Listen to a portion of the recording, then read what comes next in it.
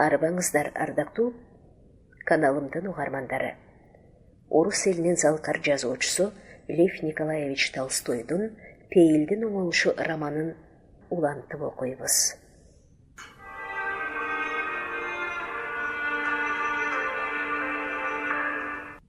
Ар кандай сөздөр менен мактап, поп нечен жолу атын зуулдата кайталаган дал ошол Иисус дал ушул жерде кылынган нерсенин баарына тыюу салганы, поп менен түрмөнүн башчысынан тартып Масловага чейин катышкандардын эч кимисинин оюна келген жок.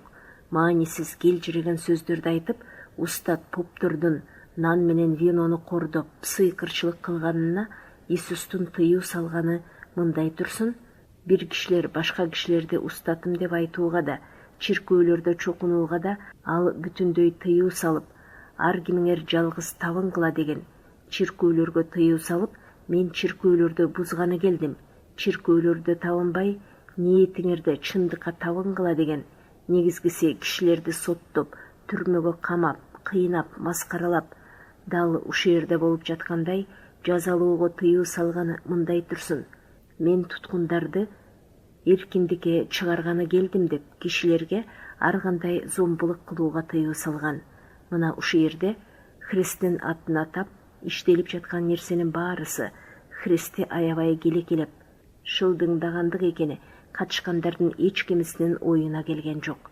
Жанагы поп алып чыгып, элге өптүрүп, учтарында эмальдуу медальончиктери бар алтындалган крест азыр эле ушул жерде анын атын атап иштелген нерселерге тыюу салган үчүн Христостун өзүн асып өлтүрүшкөн дарга ошол экени эч кимдин оюна келген жок. Нан менен винону ичкенде Христостун этин жеп, канын иштик деген поптор чын эле Христостун этин жеп, канын ичишет. Бирок жанагы бир сындырым нан менен вино аркылуу эмес, Христос өзүн салыштырган пенделерди азгырышканы, аларды ашкан жыргалчылыктан ажыратып, Христос өзү жарыялап ала келген жыргалчылыкты элден жашырып, аларды аябай кыйнашканы аркылуу Христостун этин жеп, канын ичип жатышат. Поп Кенедей да уялбастан мурдагысындай эле баарын иштей берди. Себеби ал бала чагынан тартып, илгери машаяк кишилердин баары ишенип келген. Эми дагы дин кишилери менен дин мекемелеринде кызмат кылбаган начальниктер ишенип жүргөн бирден бир чыныгы дин ушу деп тарбиялаган эле. Нан Кудайдын эти болду. Көп сүйлөө жан үчүн пайдалуу, же чын эле Кудайдын бир кесим этин жедим деп ишенген жок. Антип ишенүүгө болбойт эле. Ал ушул динге ишенүү керек деп ишенди. Аны ушул динге ишендирген негизги нерсе. Ал ушул диндин шариятын орундаткан үчүн 18 жылдан бери киреше алып, үй бүлөсүн, гимназиядагы баласын, дин окуу жайындагы кызын багып келди. Дьячок дагы ишенди. Ишенгенде дагы поптон бетер ишенди. Себеби ошол диндин догмаларынын негизин ал небак унутуп койгон эле. Жароокерленгени, өлгөндөргө дуба кылганы, жөнөкөй табынганы, бирөөгө багыштап табынган үчүн акча төлөнө турганын, чыныгы христиандар аябай бере турганын билчү эле. Ошондуктан ал куду отун, ун, картошка саткан кишилер сыяктуу по милость деп кыйкырып, дуба окуунун зарылчылыгына дал ошондой эле камырабай ишенип, кыраат менен окуй берди.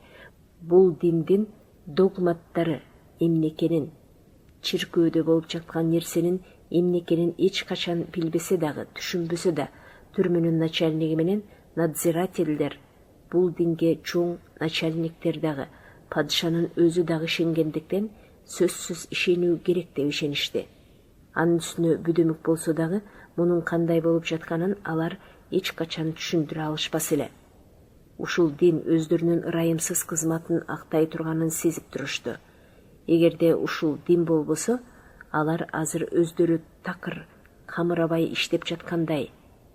Кишилерди кыйноо үчүн өз күчтөрүн бүт жумшоо кыйын гана эмес, такыр мүмкүн да болбос эле. Түрмөнүн башчысы көңүлү жумшак киши болгондуктан, эгерде ушул динге сүйөнбөсө, такыр оокат өтпөс эле. Ошондуктан ал башкалар «Иже Херузима» деп ырдаганда какая туруп, жан дили менен жүгүнүп чокунду. Балдарга нан менен винодон ооз тийгиздиришкенде алга чыгып алып, ооз тийгизген баланы өзү көтөрө коюп бир кыйлага чейин кармап турду. Арестанттардын көпчүлүгү ушул диндеги кишилерди алдап жаткандарын ачык көргөн. Ошол динге ичинен күлүп турган анча-мынча арестанттардан башкалары алтындалган иконаларда, шамдарда, чөйчөктөрдө, ризаларда, кресттерде улам-улам «Иисусе сладчайший, помилость» деп кайталаган түшүнүксүз сөздөрдө кереметтүү күч бар. Ошол кереметтүү күч аркылуу бул дүйнөдө дагы, тиги дүйнөдө да дооран сүрөөгө болот деп ишеништи. Дуба, табынуу, шам аркылуу бул дүйнөдө доорон сүрүү жагынан бир нече тажрыйба кылып, көпчүлүгү ошондой доорон сүрөөгө жетишпей, өздөрүнүн дубасы орундалбай калса дагы, алардын ар бири бул окусунан болгон кырсык, илимдүү кишилер менен митрополиттер колдонгон ушу мекеме бу дүйнөдө кереги тийбесе дагы, тиги дүйнөдө кереги тие турган абдан маанилүү мекеме деп катуу ишенди. Маслова дагы ошондой деп ишенди. Башкалар сыяктуу эле. Ал дагы Кудайга табынып жаткан убакта бир жагынан кадырласа, бир жагынан зеригип элдин арасында туруп, өзүнүн жолдош жоролорунан башка эч кимди көрө алган жок. Нан менен винодон ооз тийгендер алга жылганда, Маслова дагы Федосия менен бирге алга жылды дагы түрмөнүн начальнигин, анан түрмөнүн начальнигинин ары жагынан надзирательдердин ортосунан сакалы ак саргыл, чач сары бир эркекти көрө койду. Ал зайыбын тиктеп турган Федосиянын эри эле. Бирөөгө багыштуу болуп жатканда, Маслова ушул эркекти карап, Федосия менен шыбырашып, баары чокунганда гана чокунуп, табынып турду. Нехлюдов үйүнөн эрте чыкты. Кичине көчөдө бир дыйкан кандайдыр таң каларлык үн менен «Сүт, сүт, сүт» деп кыйкырып келатты. Мурунку күнү биринчи жолу жазгы жылуу жамгыр жааган эле. Таш төшөлбөгөн жерлердин баарында чөп көгөрүп калган. Бактагы кайыңдар бүрдөп, черемуха менен теректер жыттуу, сүйрү жалбырактарын чыгарып калган кез. Үйлөр менен магазиндерде рамаларын чыгарып тазалап жатышкан. Нехлюдов жанынан өткөн эски-уску сатылуучу базарда, катар тизилген дүкөндөрдө котологон эл, самтыраган кишилер, колтугуна өтүк кысып, ийинине тапталган шым, жилетка көтөрүп жүрдү. Тракторлордун жанында фабрикаларынан жаңы эле бошоп, таза поддевка, жылтылдаган өтүк кийген эркектер, баштарына кызыл-тазыл жибек жоолук салынган, стеклярусу бар пальто кийген аялдар жарданып жүрүштү. Талыкшып зериккен, тапанчаларынын боосу сары полицейскилер алагды кылгандай тартипсиздик бар бекен деп аңдып, ар жерде турду. Бульварлардын жолунда жаңы эле гүлдөп баштаган жашыл газондордо балдар менен иттер ойноп, ары бери жүгүрүштү. Шайыр нянялар скамейкаларда сүйлөшүп отурушту. Тескей жагы деле көлөкө, салкын, ортосу кургак.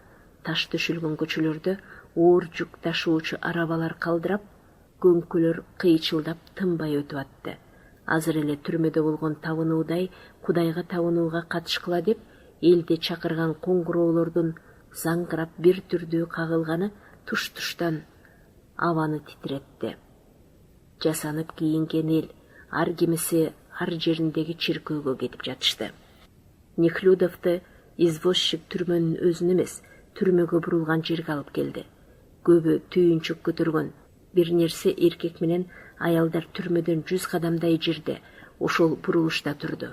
Оң тарапта жыгачтан салынган жапысы үйлөр, сол тарапта кандайдыр бир көрүнөгү бар 2 этаждуу бир үй бар экен. Түрмөнүн кирпиштен салынган чоң имараты алды жакта эле. Келген кишилерди ага жакын жолотушкан жок. Мылтыгы бар часовой солдат жадынан өтмөкчү болгон кишилерге ачуулана кыйкырып, аркы-терки басып жүрдү. Жыгачтан салынган үйлөрдүн калиткасынын жанында, оң тарапта часовойдун ороп арасында колуна дептер алып, околуу мундир кийген надзиратель скамейкада отурду. Кишилер анын жанына келип, көрүшмөкчү болгон адамдардын атын аташты дагы, ал жаза берди. Нехлюдов дагы жанына келип, Катерина Маслованы айтты. Надзиратель жазып алды. Эмне үчүн али киргизишпейт деп сурады Нехлюдов. Түшкү табууну болуп жатат. Табууну бүткөндөн кийин киргизишет. Нехлюдов жардашып күтүп турган кишилердин жанына барды. Кийими жыртык, калпагы уйпаланган, кончу жөгөйтүгүн коңултак кийген, бетинде кызыл ала темгили бар киши топураган элдин арасынан чыгып түрмөнү көздөй басты. Сен каяка барасың деп кыйкырды мылтыкчан солдат ага. Сен эмне чакырасың деп ошол самтыраган эме такыр ийменбей часовойго кыйкырды дагы кайра артка басты. Жибербесең күтө турам, жөн эле генералдан бетер чакырат. Жарданып турган эл кубаттагандай каткырып калды. Күтүп тургандар көбүнчө начар кийинген, атүгүл самтыраган кишилер эле, бирок сырткы кебетеси түзүк эркектер менен аялдар да бар болчу. Жакшы кийинген, сакал мурутун алдырган, кызыл чийкил, толмоч киши, сыягы ич кийим болсо керек, колуна түйүнчүк кармап, Нехлюдов менен анын жанында турду. Нехлюдов андан: "Бирге биринчи жолу келдиңиз беле?" деп сурады. Түйүнчөгү бар киши ар жекшемби сайын ушул жерде болом деди дагы. Экөө сүйлөшө кетти. Ал банкта иштеген швейцар эле. Жалган документ жасаган үчүн соттолгон, өзүнүн бир тууганын көргөнү ушул жерге келген экен.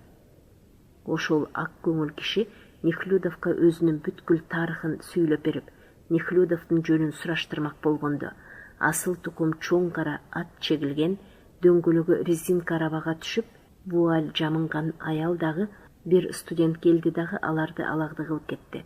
Ошол студент Нехлюдовдун жанына келди дагы: "Садага кылып бергени алып келген токочторду берүүгө болобу?" "Эмне кылуу керек?" деп Нехлюдовдон сурады. "Колуктумун каалаганын алып келдим. Бу киши менин колуктум. Мунун ата-энеси камактагыларга алып барып бергиле дешти. Мен өзүм дагы биринчи жолу келдим, билбейм. Бирок менимче могу кишиден сураш керек" деп Нехлюдов дептер кармап оң жакта отурган надзирательди көрсөттү. Нехлюдов студент менен сүйлөшүп турган маалда ортосунда кичинекей терезеси бар түрмөнүн темирден жасалган чоң каалгасы ачылды дагы башка бир надзиратель менен мундир кийген офицер чыкты. Колунда дептер кармап отурган надзиратель көрүшкөнү келгендер киргизиле баштайт деп жарыялады. Часовой чектей берди дагы кечигип калбагай элек деп коркконсуп, келгендердин баары түрмөнүн эшигин көздөй шашыла басты. Кийеси жүгүрүп келди. Эшиктин алдындагы надзиратель көрүшкөнү келгендер жанынан өтүп баратканда 16, 17 жана дагы ошентип үнүн катуу чыгара санап турду. Үйдүн ичиндеги башка бир надзиратель көрүшкөнү келгендерди чыгарганда түрмөдө бир да чоочун киши калбасын, камактагылардын бири дагы чыгып кетпесин деп мурунку түгөлдөгөндү текшерүү үчүн экинчи эшикке кирип бараткандарды ар бирине колун тийгизип санады. Ким өтүп баратканына карабастан, ал эсепчи надзиратель Нехлюдовду дагы далыга бир чапты. Надзирательдин колу жонуна тийгенде Нехлюдов адегенде ардана түштү. Бирок биерге эмне үчүн келгенин эстей койду дагы нааразы болуп, ошентип ардангандыгынан өзү уялып калды. Каалганын ар жагындагы биринчи үй төбөсү күмбөздөй кичинекей терезесинде темир решеткасы бар чоң бөлмөлө. Эл чогулчу бөлмө деп аталган ошол бөлмөдө Нехлюдов такыр күтпөгөн жерден дубалдын оюгунан крестке кадалган Иисустун чоң сүрөтүн көрө койду.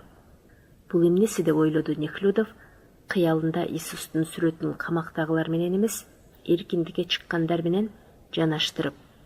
Нехлюдов бир жагынан ошол жердеги камалып жаткан шумпайлардан коркуп, кечеги бала менен Катюшадай күнөөсүз кишилерге жан ачса, экинчи жагынан бир аздан кийин көрүшө турганынан калтаарып, жашып шашкан кишилерди алга кое берип, жай басып отурду.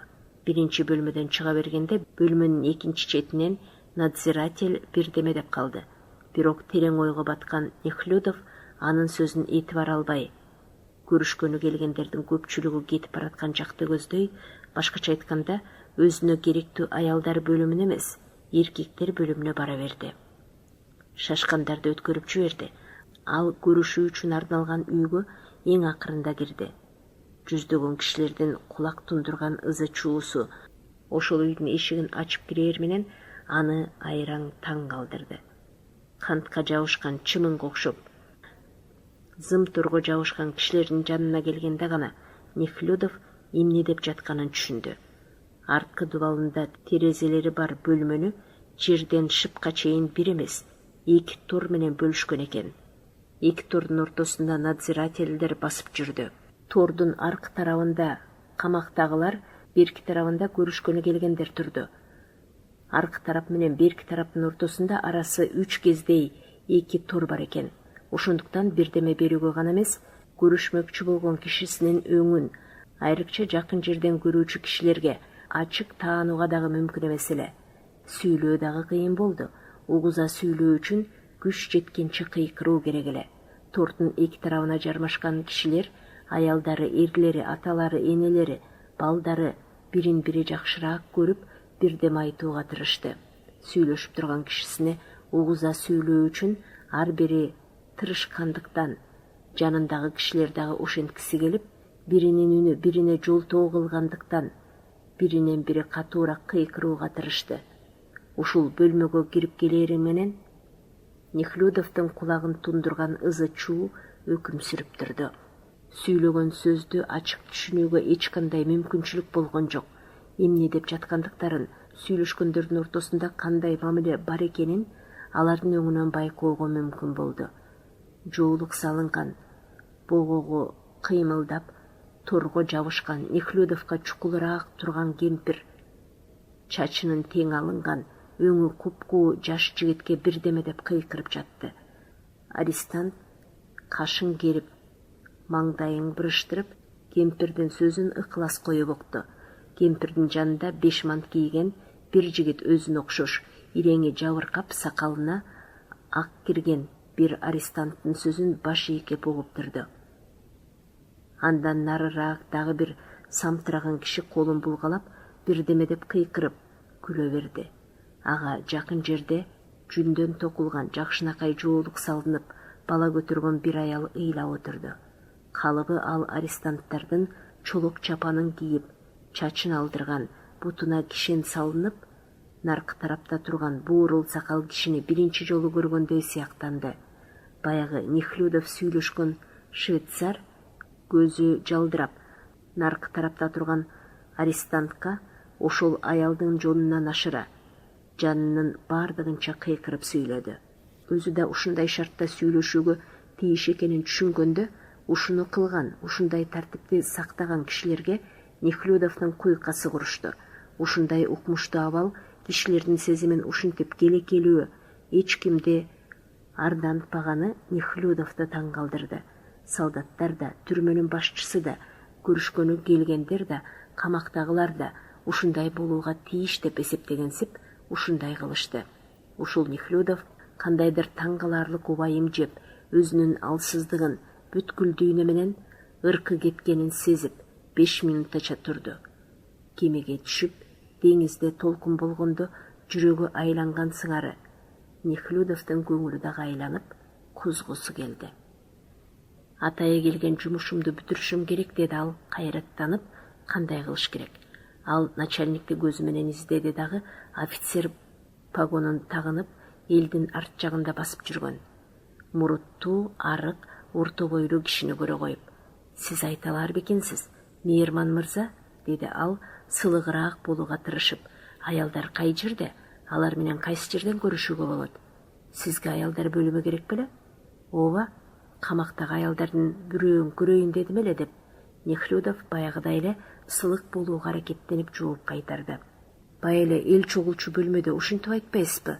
Сиз кимди көрмөкчү элеңиз?" "Мен Екатерина Маслованы көрүшүм керек эле." "Ал саясий арестантпы?" деп сурады түрмөнүн башчысынын жардамчысы. "Жок, ал жөн эле. Ал эмне кесилди эле?" "Мурда күнү кесилген болчу" деп Нехлюдов түрмөнүн начальнигинин жинине тийип койбойго элем деп коркуп, ошол ишке ал катышкансып, моюн суна жооп кайтарды. "Аялдар бөлүмүндө болсо, анда берип басыңыз" деди түрмөнүн башчысы. Нехлюдовдун кебетесин көрүп, көңүл бурууга арзый турган киши экен го дегенсип. Сидоров деп медалдары бар муруттуу унтер-офицерге кайрылды. "Бул кишини аялдар бөлмөсүнө алып баргын. Куп болот. Ошол учурда решетканын жанынан адамдын сай сөөгүн какшатып, бирөөнүн бозду быйлаганы болду. Нехлюдовго бардыгы таң каларлык көрүндү. Баарынан дагы түрмөнүн башчысына, старший надзирательге, ушул үйдө болуп жаткан бардык райымсыз иштерди кылган кишилерге алкыш айтып, өзүн милдеттүүдөй сезгени көбүрөөк таң калдырды. Нехлюдовду надзиратель эркектер көрүшчү бөлмөдөн коридорго алып чыкты дагы, маңдайдагы эшиктен киргизип, аялдар менен көрүшүүчү бөлмөгө ээрчитип барды.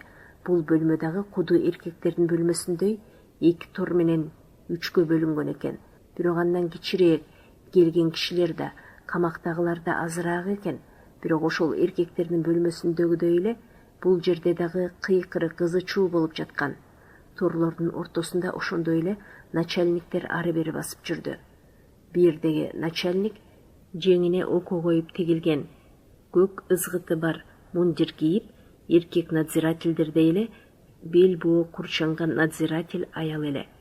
Эркектер бөлмөсүндөгүдөй эле торго 2 тараптан кишилер, бир тараптан кай бирөө ак кийим, кай бирөөлөрү өздөрүнүн кийимин кийген арестант аялдар жабышып турду. Торду кишилер бүт каптап калган. Кай бирөөлөрү башкалардын жонунан ашыра угуза сүйлөө үчүн бутунун учу менен басып, калгандары жерде отуруп сүйлөштү. Тармал чачынан жоолугу түшүп, бөлмөнүн орто ченинде, решетканын наркы тарабындагы түркүктүн түбүндө колун шилтегилеп, кыйкырып сүйлөгөн арык арестант сыган аялдын кебетеси көк сүрдүк кийип, белин ылдыйтан бекем курчанган цыганка чакырылганы бардык арестант аялдардан бөтөнчө көрүндү. Цыган менен жанаша бир солдат, бир арестант аял менен жерде сүйлөшүп отурду. Анан көз жашын зорго токтотуп тургандай, бети башы кызарган, жөкө чарк кийген сары сакал жаш тыйкан торго жабышып турду. Аңгемелешкен кишисине көк көз менен тигиле караган чырайлуу ак жуумал арестант аял аны менен сүйлөшүп жатты. Ал эри менен сүйлөшүп турган Федосия эле. Бети жазы жүдөңкү аял менен сүйлөшүп, алардын жанында баягы самтыраган киши турду. Анан дагы 2 аял, бир эркек, дагы бир аял. Ар эркектин алдында бирден арестант аял бар эле. Алардын арасында Маслова болгон жок, бирок арестант аялдардын арт жагында, наркы тарапта бир аял турду. Нехлюдов ошол аял Маслова экенин ошо замат түшүндү дагы, жүрөгү дүпүлдөп, деми кыстыга түштү. Бир жаңсыл болчу минута жакындап калды. Ал тордун жанына барып, Маслованы тааный койду. Маслова көк көз Федосиянын арт жагында күлүңдөп анын сүйлөгөн сөзүн угуп турган. Ал мурдагы күнкүдөй халат кийбестен, көкүрөгү бийик көтөрүлгөн ак кофта кийип, белин бекем курчап алган экен. Баягы соттогудай тармал кара чачы жоолугунун астынан чыгып турду. Азыр бир жаңсыл болот деп ойлоду Нехлюдов. Кантип чакырсам, же өзү келер бекен. Бирок Маслова өзү келген жок. Ал Клараны күтүп турган. Бул эркек мага келген экен деп такыр ойлогон эмес.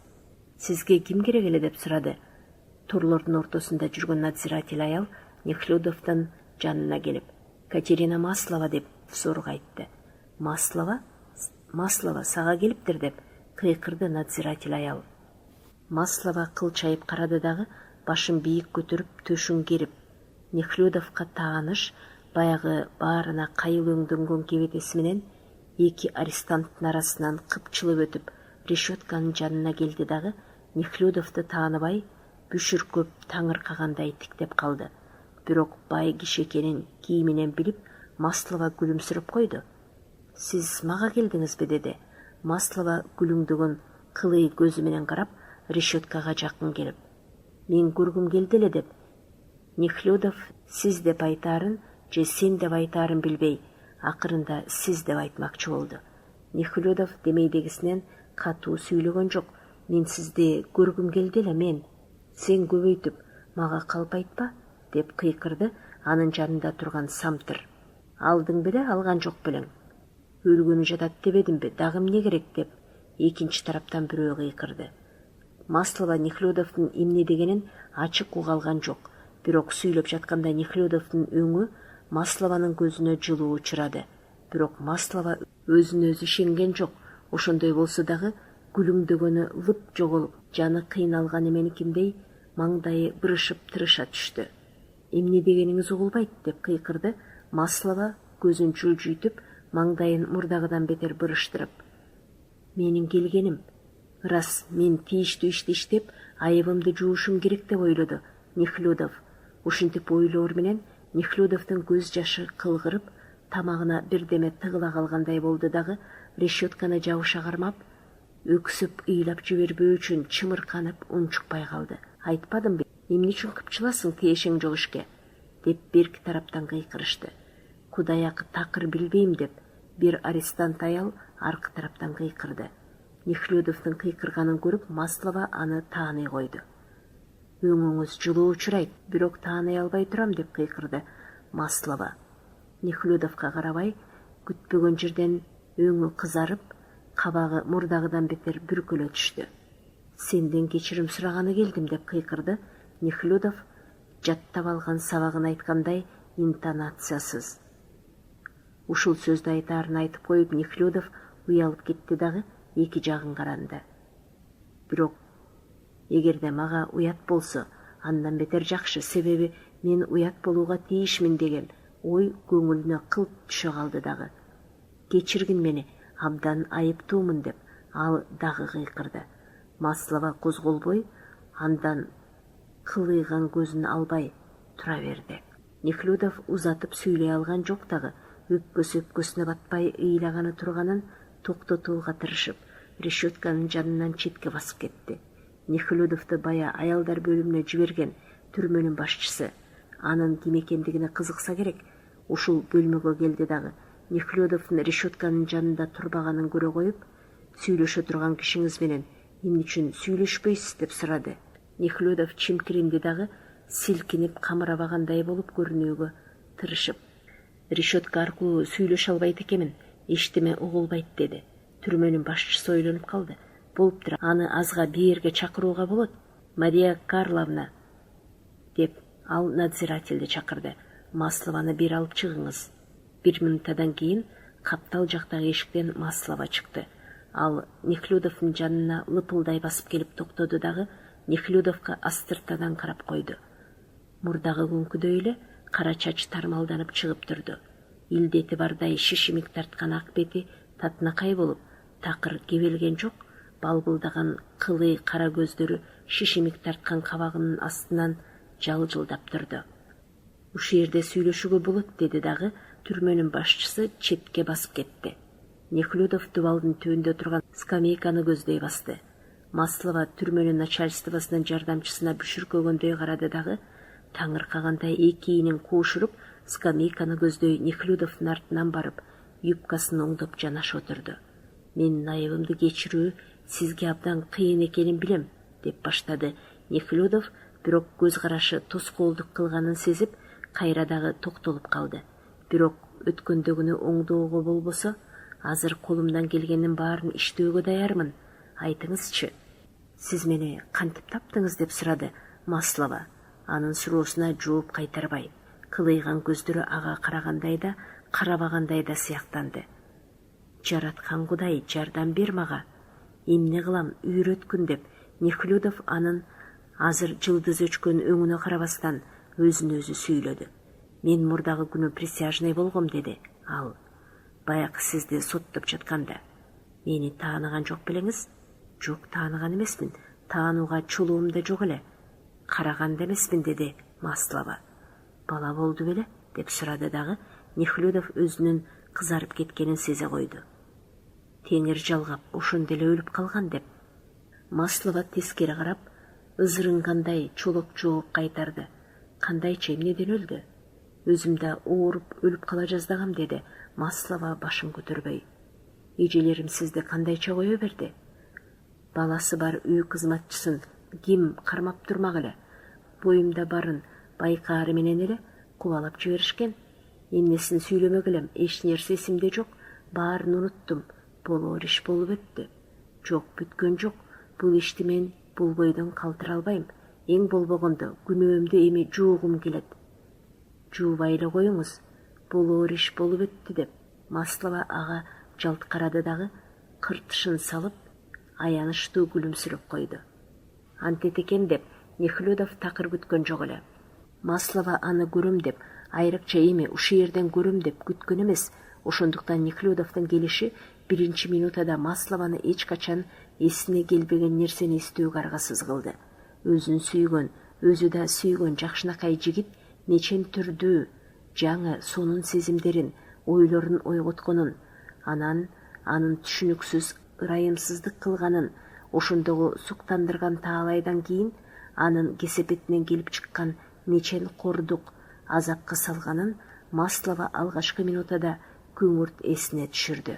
Ошондуктан Маслованын зээни катуу кейиди, бирок анысын ылгап түшүнүүгө чамасы келбегендиктен ал дайымкысындай кылды. Ошол өткөндөгү иштердин баарысын унутуп, аларды бузук турмуштун бөтөнчө туманы менен далдалоого тырышты. Ал азыр да дал ошондой кылды. Алгачкы минутада Маслова азыр алдында турган кишинин бир кезде сүйгөн жигити менен улаштырды. Бирок анан анысы зээнин катуу кейиткендиктен бул кишини ошондогу жигит менен улаштырган жок. Азыр таза кийинген, алпештеп багылган, сакалы атыр буруксуган ушул төрө Маслова үчүн баягыда өзү сүйгөн Нехлюдов эмес, Маслова сыяктуу кишилерди керек болгондо пайдаланган, Маслова сыяктуу аялдар үзүрүн көрүп пайдалана турган көп эркектердин бири гана болду. Ошондуктан Маслова аны кызыктырчуудай күлүмсүрөдү. Мындан кандай пайдалансам деп ойлогонсуп, Маслова унчукпай турду. Илгеркинин баары бүттү, деди. Маслова, мына эме каторгага кесишти. Ушул коркунучтуу сөздү айтканда Маслованын эрти кыбырай түштү. Сиздин айыптуу эмес экениңизди билем, көзүм жетип турган, деди Нехлюдов. Албетте айыптуу эмесмин. Мен эмне ууру же каракчы белем? Биздегилер баары адвокаттан дешет, деп Маслова сөзүн улантты. Арыз бериш керек дешет, бирок абдан кымбат алат көрүнөт. Ооба сөзсүз, деди Нехлюдов. Мен адвокатка сүйлөштүм. Акча аябай, жакшысын алыш керек, деди Маслова. Колумдан келгенин аябайм. Экөө тең унчугушпай калышты. Маслова кайра дагы баягысындай күлүмсүрөп койду. Мен сизден акча сурайын дедим эле. Эгерде мүмкүн болсо, анча-мынча эле 10 сом, башка кереги жок, деп жиберди Маслова. Макул, деп Нехлюдов уялып кетти дагы капчыгын ала баштады. Маслова камерада түрмөнүн ары бери басып жүргөн начальнигине жалт карай койду. Анын көзүнчө бербеңиз, алып коюшат. Түрмөнүн начальниги нары бурулаар менен Нехлюдов капчыгын алып чыкты. Бирок 10 сомдук кагазды берип үлгүргөнчө түрмөнүн начальниги аларды көздөй кайта кайрылды. Нехлюдов кагазды мык чыйгармады. Бул бүткөн аял экен, деп ойлоду Нехлюдов. Бир кезде татынакай, азыр жылдызы өчүп, түрмөнүн начальнигин, анын колундагы кыса кармаган кагаз акчаны жалаңдап караган кылый көзүнө карап, Нехлюдов бир паска эки ойлуу боло түштү. Кечеги түнү сүйлөгөн баягы азгырчу шайтан Нехлюдовдун көңүлүндө ар дайымкысындай эмне кылуу керек деген маселелерден бул жоругунан эмне чыгат, эмне пайдалуу деген суроого аны түрткүсү келип сүйлөй баштады. Сен бул аялды эчтеке кыла албайсың, деди ошол азгырчу добуш. Өзүңү сууга чөктүрүп өлтүрө турган ташты мойнуңа асасың, башкаларга пайдалуу болушуңа жолтоо гана кылат. Буга жанында бар акчанын баарын бергин дагы коштошкун, ошондо баары бүтөт деген ой кетти Нехлюдовго. Бирок Нехлюдов азыр дал ушул көңүлүндө өтө керектүү окуя болуп жатканын, дал ушул минутада анын ички турмушу кичинекей эле чымырканып койсо эле, нары жака же бери жака ооп кетүүчүдөй калтылдаган таразада турганын сезе койду. Нехлюдов ошондой чымырканды дагы кече көңүлүндө сезген Кудайды чакыра баштады. Кудай ошо замат көңүлүнөн жооп берди. Нехлюдов Масловага азыр баарын айтып бермекчи болду. Катюша, мен сага кечирим сураганы келдим. Сен мага жооп бергениң жок. Сен менин айыбымды кечирдиңби? Деги качан болсо дагы кечиресиңби, деди ал күтпөгөн жерден сен деп сүйлөп. Маслова анын сөзүнө кулак салган жок. Бирде анын колуна бирде түрмөнүн начальнигине карай берди. Түрмөнүн начальниги нары карап кеткенде ал Нехлюдовго колун сунду дагы кагазды шапала коюп коюнуна катты. Сүйлөгөнүңүз кызык экен деди. Маслова күлүмсүрөп, анын күлүмсүрөгөнү Нехлюдовго жектегендей көрүндү. Анда азыркы кейипин коргогон, сезимин козгоого жолтоо кылган, кандайдыр тикеден тике касташкан бир нерсе бар экенин Нехлюдов сезип турду. Бирок анын ошенткени Нехлюдовду нары түртпөстөн кайра жаңы бөтөнчө күч менен өзүнө дагы көбүрөөк тартты. Нехлюдов аны адеп ахлак жагынан ойготууга тийиш экенин, антүү өтө кыйын иш экенин сезди. Бирок ошол иштин кыйынчылыгы Нехлюдовду кызыктырды. Нехлюдовдун сезими азыр бүтүндөй башкача болду. Ага да, башка бирөөгө да анын сезими эч качан мындай болгон эмес эле. Нехлюдов андан үч нерсе каалаган жок. Аны азыркысындай болбой өзгөрүп, кайра мурдагысындай болсо экен деп гана тиледи. Катюша, бул эмне дегениң? Мен сени билем, баягыда сенин кандай болгондугуң эсимде. Эскини эске түшүрүп эмне кыласыз, деди Маслова кыртышы сүйбөй. Эске түшүргөн себебим, айыбымды жууп, күнөөмдү кечиргим келет. Катюша деп баштап, Нехлюдов сага үйлөнөм деп айткысы келди. Бирок анын көзүнө көзү уруна түштү дагы, анын көз карашында кандайдыр коркунучтуу, жатыркаткан, одоно бир нерсе бар экенин билип, акырына жеткире айта алган жок. Ошол арада көрүшкөнү келгендер чыга баштады. Түрмөнүн начальниги Нехлюдовдун жанына келди дагы, жолугушуу убагы бүттү деди. Маслова качан кетирээр экен деп кыңк этпей күтүп отуруп ордунан турду. Кошуңуз, сизге айта турган дагы көп сөзүм бар, бирок көрүп турасыз, азыр мүмкүн болбоду, деди дагы Нехлюдов колун сунду. Дагы келем. Калыбы баарын айтып бүттүңүз го? Маслова колун берди, бирок кыскан жок. Жок, сиз менен дагы бир ыңгайлуу жерде көрүшүп сүйлөшүүгө тырышам. Сизге айта турган абдан керектүү сөздү ошондо айтам, деди Нехлюдов. Болуптур, келиңиз, деди Катюша эркектерге жаккысы келгенде күлүмсүрөөчү каадасынча күлүмсүрөп. Эжемен көрө сиз мага жакынырааксыз, деди Нехлюдов. Кызык, деп кайталады дагы. Маслова башын чайкап, решетканын ары жагына кирип кетти. Катюша мени көрүп, өзүнө кызмат кыла турган ниетимди, айыбымды жуугум келгенин билип кубанат го. Эт жүрөгү элжиреп, баягы Катюша болот го деп Нехлюдов биринчи көрүшкөндө күткөн эле. Бирок мурдагы Катюша жок болуп, Маслова гана калганын көрүп, төбө чач тик турду.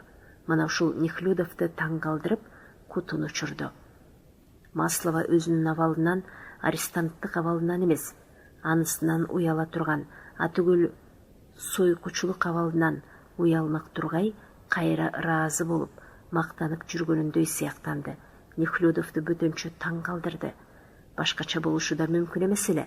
Ар бир адам аракет кылуу үчүн өзүнүн ишин керектүү, жакшы иш деп эсептеши зарыл. Ошондуктан абалы кандай гана болбосун, ар бир адам жалпы адамдардын турмушу жөнүндө, өзүнүн иши жөнүндө керектүү, жакшы иштей болуп көрүнгөнүндөй көз карашта болот. Каадада ууру, киши өлтүрүүчү, шпион, бузулган сойку өзүнүн кесибин жаман деп таап, уялышы керек деп ойлошот. Чындыгында бүтүндөй башкача болот. Тагыраагы күнөөсү, катасы аркасында белгилүү абалга дуушар болгон кишилер, абалы канчалык натура болбосун, жалпы турмуш жөнүндө өздөрүнүн абалы жакшы, кадырлуу болуп көрүнгөндөй көз карашта болот. Ушундай көз карашты колдош үчүн кишилер турмуш жөнүндөгү, турмуштагы өзүнүн орду жөнүндөгү түшүнүктөрүн кубаттагандай чөйрөдөгү кишилерге жан тартат. Бул бизди, өзүбүздүн шамдагайлыгына мактанган уурулар, өзүнүн бузукучулугуна мактанган сойкулар, өзүнүн ырайымсыздыгына мактанган баш кесээрлер жөнүндө сөз болгондо гана таң калтырат.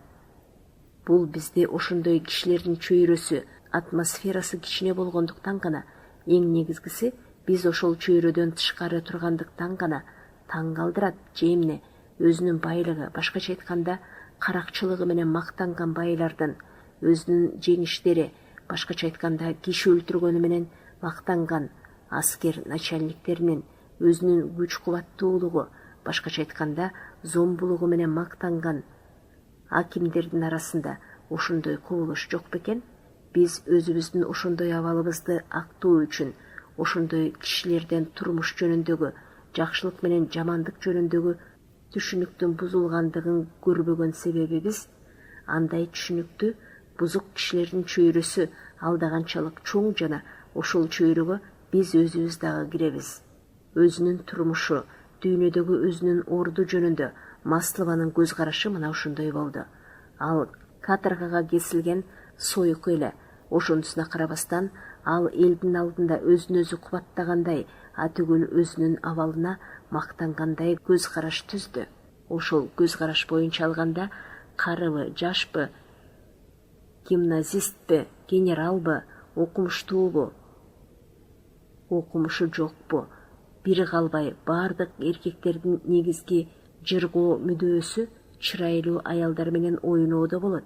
Ошондуктан бардык эркектер башка жумуштан чулуусу тийбей жаткансып, анткорлонсо дагы негизинде тилеген эле ошол чырайлуу аял болгондуктан Маслова эркектердин ошондой тилегин алымсындыра да алат эле, алымсындырбай кое да алат эле.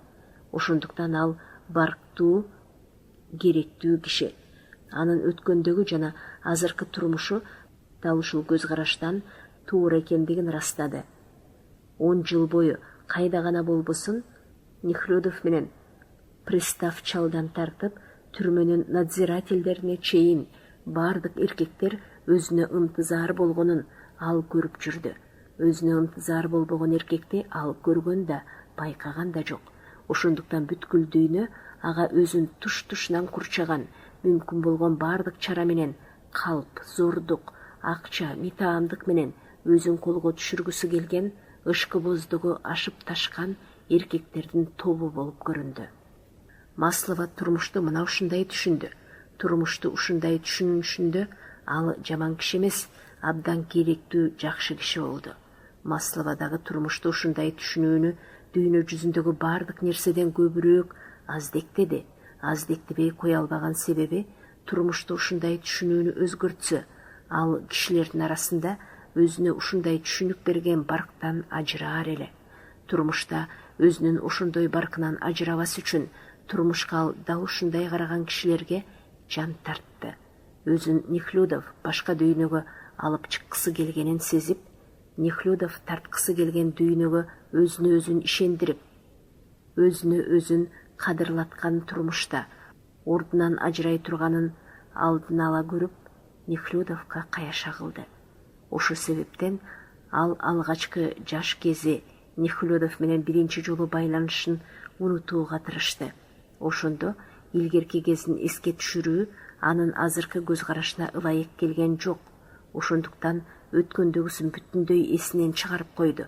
Тагыраак айтканда, көңүлүнүн терең жеринде кол тийгизбей сактап жүрдү. Сактаганда да куду ары уюгун бузуп кое турган курттардын уясын жылчыксыз шыбап салган сыңары ал дагы жылчык чыгарбай сактады. Ошондуктан азыркы Нехлюдов ал үчүн өзү бир кезде арамдык ойлобой сүйгөн кишиси болбой, өзү пайдаланып кала турган, бардык эркектерге мамиле кылгандай мамиле кыла турган жөн эле бай төрө гана болду. Жок, негизгисин айта алганым жок деп ойлоду Нехлюдов ал менен кошо эшикке чыгып баратып. Сага үйлөнөм деп ага айтканым жок. Айтпадым, бирок ошондой кылам деп ойлоду ал. Эшик алдында турган надзирательдер баягыдай эле элди чыгарып жатып, эч ким чыкпасын, ашык киши түрмөдө калбасын деп көрүшкөнү келгендерди экөөлөп эсептешти. Эми баягыдай жоңго чапканы Нехлюдовду ардантмак тургай байкаган да жок. Нехлюдов тышкы турмушун өзгөрткүсү келди. Чоң квартирасын элге берип, үй кызматчыларын таратып, өзү гостиницага көчүп бармакчы болду. Бирок Аграфена Петровна ага тиричиликти кышка чейин өзгөртүүнүн эч кандай жөнү жок деп далилдеди. Жайында квартираны эч ким албайт, а буюм тайымды бир жерге сактап туруш керек. Ошондуктан Нехлюдовдун тышкы турмушун өзгөртөм деп аракет кылганы жүзөгө ашкан жок. Ал студенттерче жөнөкөй тургусу келген эле. Бардыгы мурдагы эле бойдон калганы мындай турсун, үйдө жумуш кайра күчөдү. Жүндөн жасалган ар кандай буюмдарды, мехтерди желдетип илип, чаңын кагышты. Бул ишке дворник дагы, анын жардамчысы ашмачы аял да, Корней өзү да катышты. Адегенде эч качан эч ким урунбаган кандайдыр мундирлерди, таңгаларлык мектүү буюмдарды алып чыгып, арканга илишти. Анан килемдер менен мебелди алып чыгышты дагы, дворник жардамчысы менен булчуңдуу колдорунун жеңин шымалана түрүп, ошол буюмдарды күбөй башташты. Бүткүл бөлмөлөргө нафталинден жыты буруксуду. Короодон өтүп баратып, терезелерден карап, Нехлюдов буюмдардын ушунчалык көп экендигине, эч кандай пайдасыз жаткандыгына таң калды. Ушул буюмдардын колдонула турган касиети эле Аграфена Петровнага, Корнейге, дворникке, анан жардамчысы менен ашмачы аялга жумуш кылдыруу убарачылыгында турбайбы деп ойлоду Нехлюдов. Маслованын делосу чечилгенче азыр турмуштун тышкы формасын өзгөртүүнүн кажети жок деп ойлоду Нехлюдов. Өзгөртүү да кыйын. Аны бошотуп же айдап жиберишкенде бардыгы өзүнөн өзү эле өзгөрөт. Аны ээрчип артынан кошо барам. Адвокат Фонарин дайындаган күнү Нехлюдов ага келди. Адвокаттын эбегейсиз зор өсүмдүктөрү, терезелеринде таңгаларлык пардалары бар. Тентек акча, башкача айтканда эмгек кылбай табылган акча жөнүндө далилдеген эң кымбаттуу жасалгалары бар үйүнө келип киргенде, мындай жасалга күтпөгөн жерден байыган кишилерде гана болот эмеспи?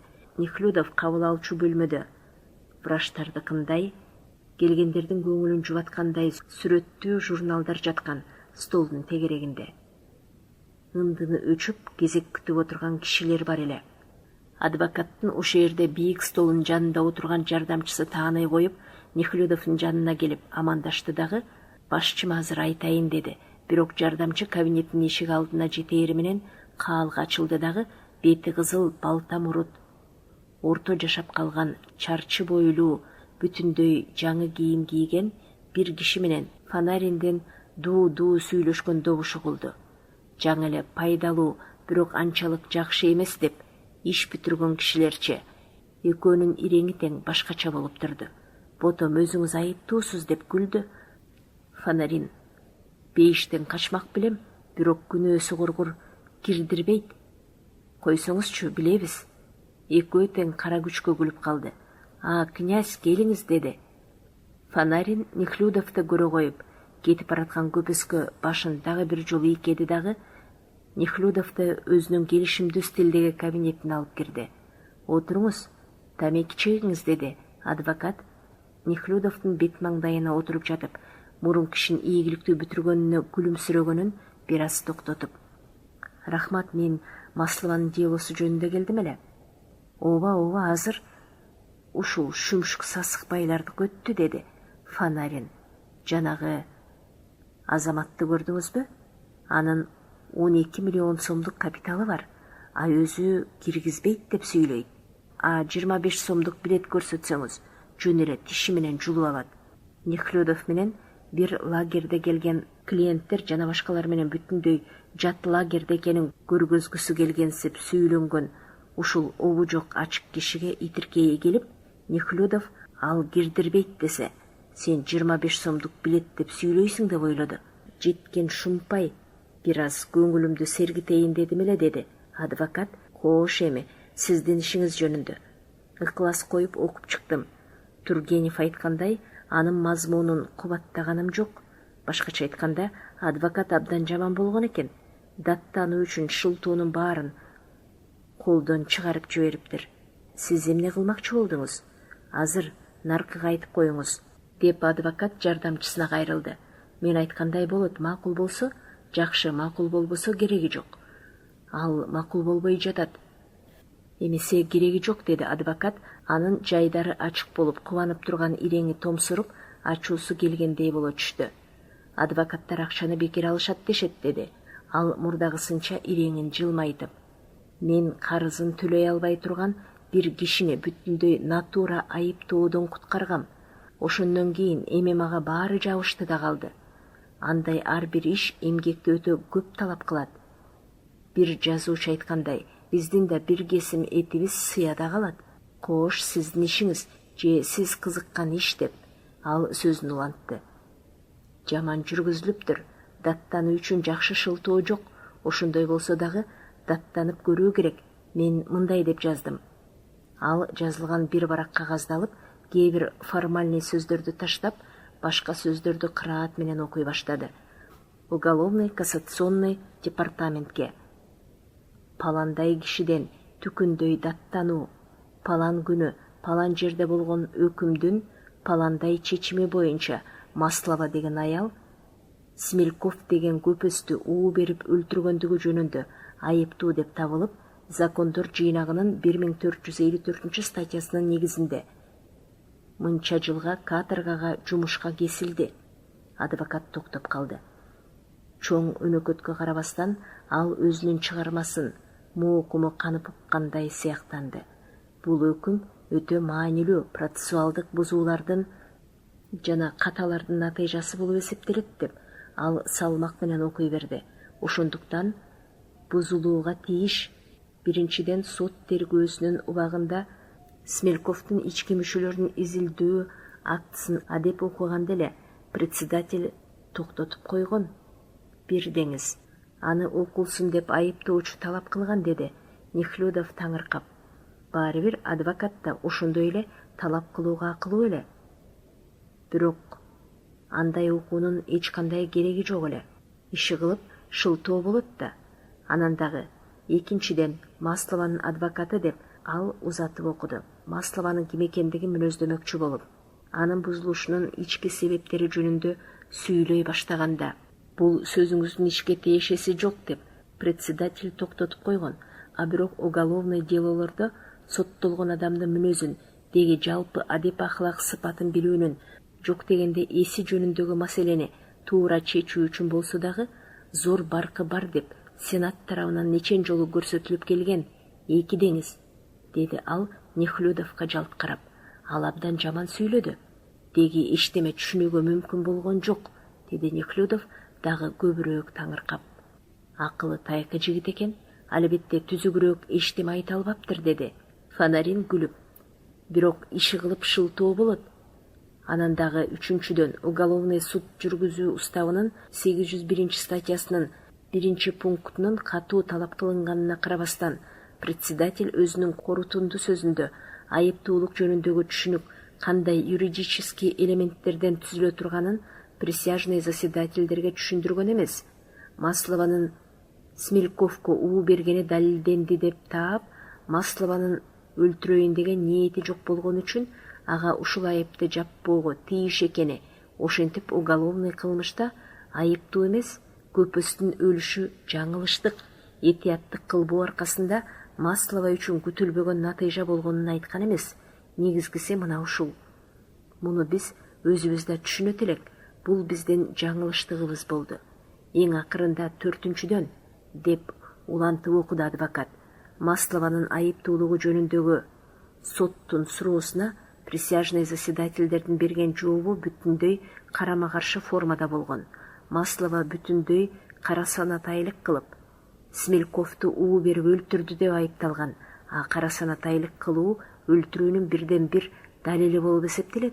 Присяжныйлар өздөрүнүн жообуна Маслова карактап алуу максатын көздөгөн эмес, акча уурдоого дагы катышкан эмес деп айтышкан. Присяжныйлардын соттолгон аялдын өлтүрөйүн деген жаман ниети болбогон деп айткысы келгени мына ушул жерден ачык көрүнүп турат. Бирок председательдин корутунду сөзү толук болбогондуктан келип чыккан жаңылыштык аркасында алар өздөрүнүн жообунда ушуну тактап айтышкан эмес. Ошондуктан присяжныйлардын ушул жообу уголовный суд жүргүзүү уставынын 816 жана 808 статьяларын колдонууну сөзсүз талап кылат. Башкача айтканда, заседательдерди председатель алардан кетирген каталыгын түшүндүрүп, жаңыдан кеңешме өткөрүп, соттуу аялдын айыптуулугу жөнүндөгү суроого жаңы жооп талап кылышы керек эле деп окуду Фонарин. Анда эмне үчүн председатель андай кылган жок? Эмне үчүн экенин мен да билгим келет деп күлдү Фонарин. Демек, Сенат катан оңдойбу? Андай оңду азыр Сенатта кимдер катышканына жараша болот. Мына ошентип дагы мындай деп жаздык. Мындай өкүм деп Фонарин тез окуй баштады. Маслованы уголовный жазага тартуу үчүн сотко укук бербейт. Уголовный сот жүргүзүү уставынын 771 статьясынын 3 пунктун ага колдонуу биздин уголовный процессибиздин негизги жоболорун одоно түрдө бузгандык болот. Жогоруда айтылган негиздер боюнча уголовный сот жүргүзүү уставынын 909 жана 910 статьясына, 912 статьясынын 2 пунктуна жана 928 статьясына ылайык бул өкүмдү бузуп, бул делону ошол эле соттун башка бөлүмүнө кайра кароо үчүн берүүңүздү өтүнөм. Колдон келгени мына ушу, бирок чынын айтайын, иштин ийгиликтүү болушунда шегим бар. Иши кылып бардыгы Сенаттын департаментинин составына жараша болот. Тааныш кишилериңиз болсо, аракет кылып көрүңүз. Билген кишилерим бар эле. Тезирээк аракет кылыңыз. Болбосо алар баары геморройлонуп, дарыланганы кетип жатышат. Анда дагы 3 ай күтүүгө туура келет. Эгерде иш натыйжалуу болуп чыкпаса, падышанын өзүнөн кечирим сураш керек. Ал дагы тизгин чоёр кишилерге байланыштуу. Эгерде ошондой кыла турган болсоңуз, кызматыңызга даярмын. Тизгин чоёрлордун ишине катышууга эмес, өтүнүч жазууга. Рахмат сизге. Калем акы жөнүндө болсо, жардамчы жакшылап көчүрүп берет. Калем акы жөнүндө да айтат. Сизден дагы бир сурайын дегеним. Прокурор мага түрмөдөгү мына бул кишиге пропуск жазып берди эле. Түрмөдө болсо күнүн, жайын көрсөтпөй, көрүшүү үчүн уруксат алуу үчүн дагы губернаторго барыш керек дешти. Баруу керекпи? Менимче баруу керек. Азыр губернатор жок, кызматтын баарын орун басары башкарат. Ал ашкан акмак, аны менен ыркыңыз келише албас. Жанагы Масленников деген эмеби? Ооба, мен аны билем, деди дагы Нехлюдов кетмекчи болуп ордунан турду. Ошол арада эпейген кичинекей өңү суук, быйпык мурун, кыр жыйган кер сары аял көркүнүн жамандыгынан так ийменбеген адвокаттын зайыбы шыпылдай басып бөлмөгө кирип келди. Анын кийими такыр илдикине окшобогону мындай турсун, чымгый сары, жашыл жибек бархыт кийип, жасанып, суюк чачын тармалдатып алган экен. Кум сарган жакасына жибек карматкан сүрдүк кийип, ак галстук байланган узун бойлуу, күлүңдөгөн бир кишини ээрчитип, ал суйкая басып, кабыл алчу бөлмөгө кирип келди. Жанындагы киши жазуучу эле. Нехлюдов аны өңүнөн тааный турган. Анатоль, деди аял эшикти ачып, менин бөлмөмө жүр. Семен Иванович өзүнүн ырын окуп берем дейт. А сен Гаршин жөнүндө окуп берүүң керек.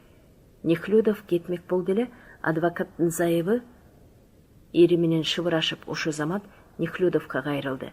Жүрүңүз, князь, мен сизди билем. Таанышуунун кажаты жок. Биздин адабий күнүбүздү көрүп кетиңиз.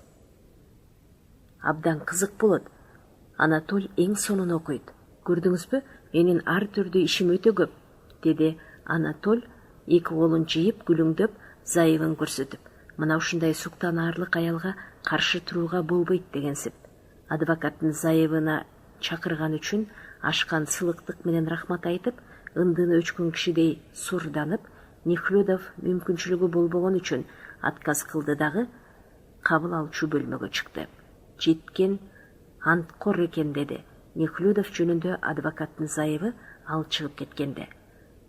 Кабыл алчу бөлмөдө адвокаттын жардамчысы Нехлюдовго даяр болгон кечиримди берди дагы калем акы жөнүндө. Анатолий Петрович, чынын айтканда, мындай иштерди алчу эмес эле, муну сиздин кадырыңызды гана сыйлап алды. Анатолий Петрович 1000 сом берсин деп айтты, деди. Бул кечиримге ким кол коюу керек деп сурады Нехлюдов. Соттолгон аял өзү кол койсо да болот.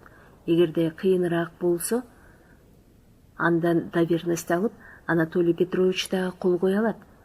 Жок, анда өзүм барып кол койдурайын, деди Нехлюдов, Катюшаны дайындалган убакыттан мурун көрүүгө шылтоо тапканына кубанып. Адаттагы убакта түрмөдөн надзирательдердин ышкырганы коридордон угулду. Темирлери шарактап, коридорлор менен камералардын каалгалары ачылды.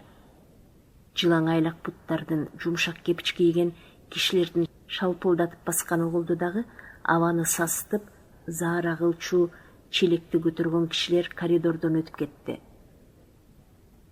Арестант эркектер менен аялдар жуунуп, кийинип, коридорго текшерүүгө чыкты. Текшерүүдөн кийин чай ичмекчи болуп, кайнаган суу алганы барышты. Ошо күнү чай ичип жатканда эки арестантты чыбык менен сабай тургандары жөнүндө түрмөнүн бүткүл камераларында уу-дуу сөз жүрдү.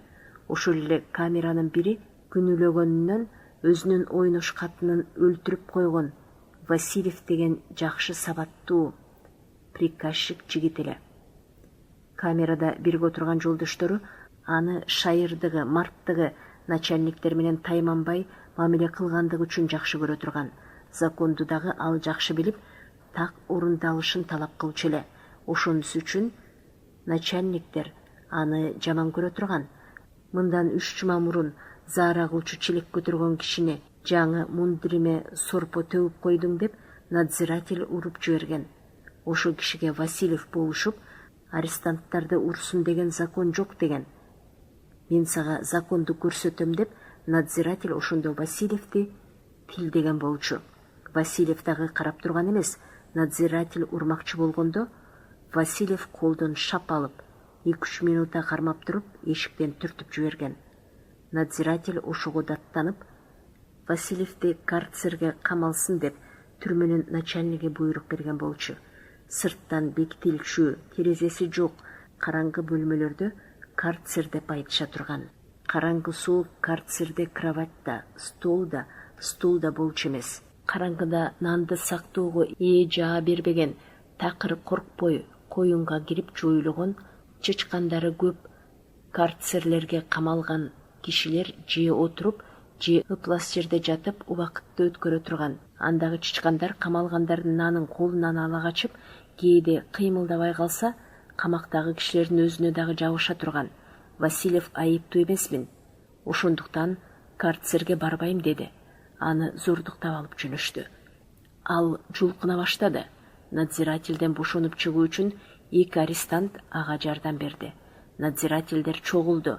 Алардын арасында күчтүү деп атагы чыккан Петров дагы бар эле.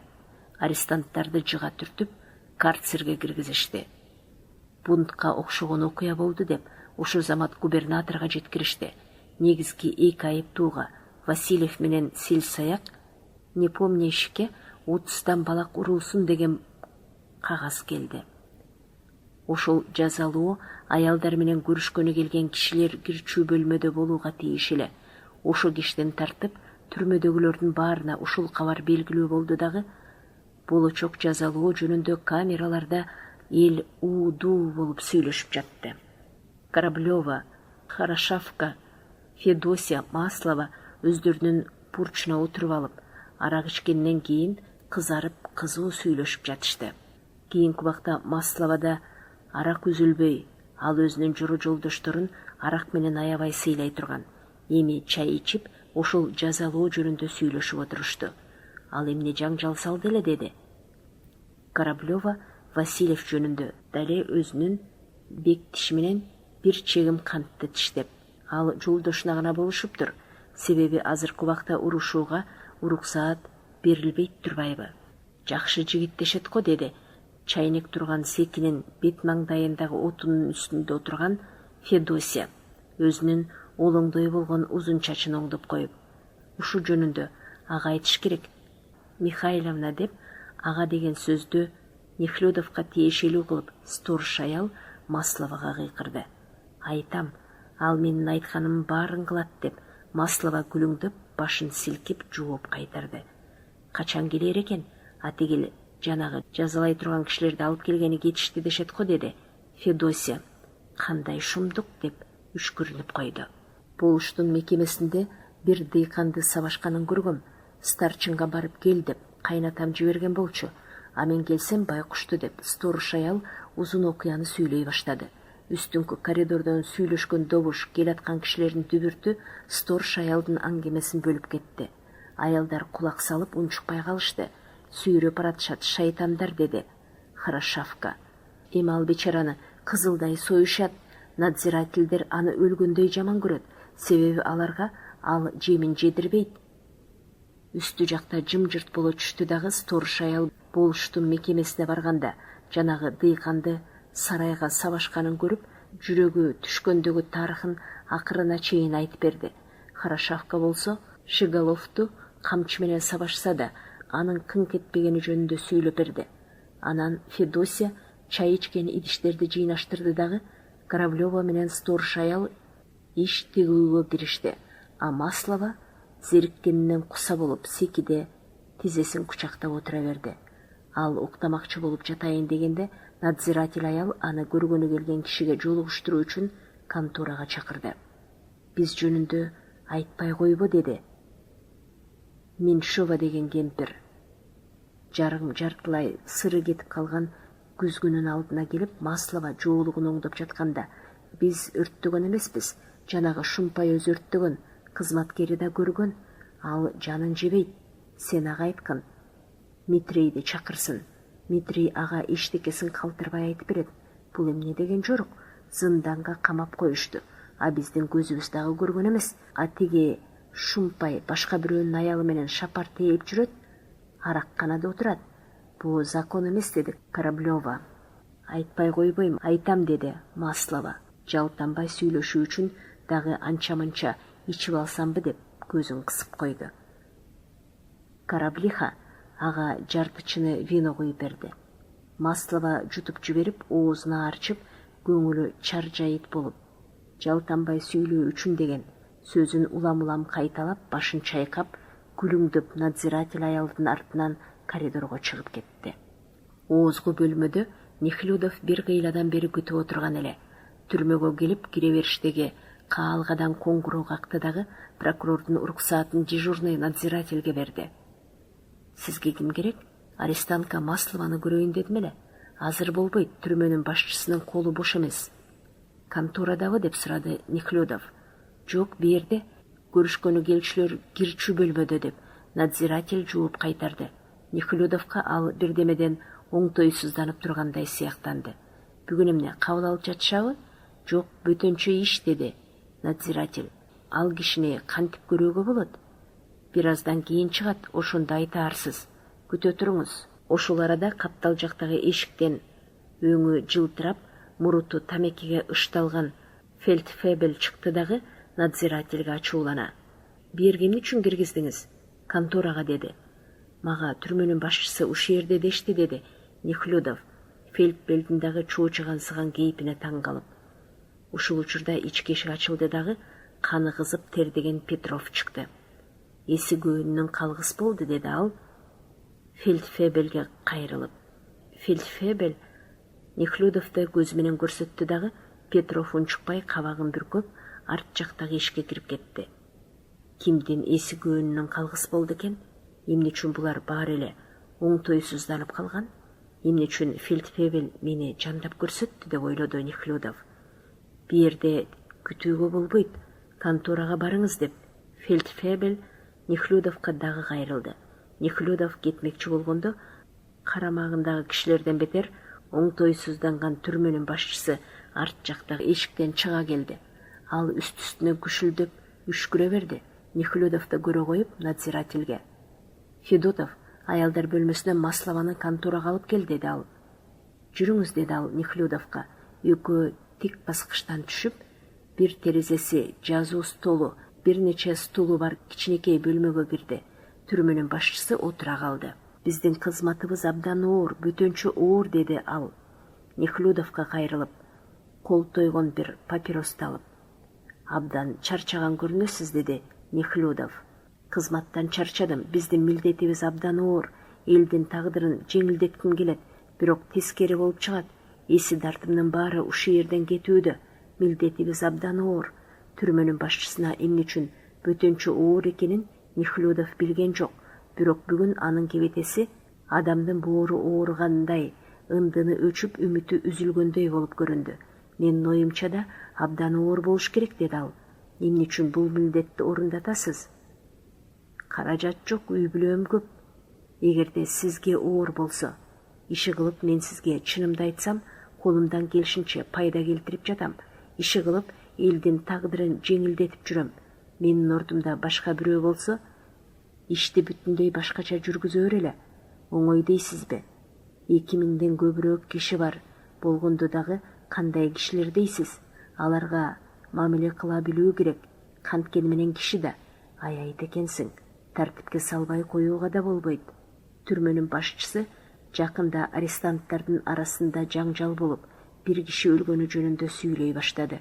Надзиратель ээрчиткен Маслованын кирип келиши анын аңгемесин бузуп кетти. Маслованы Нехлюдов кирип келатканды эле көрдү, бирок Маслова түрмөнүн башчысын көргөн жок.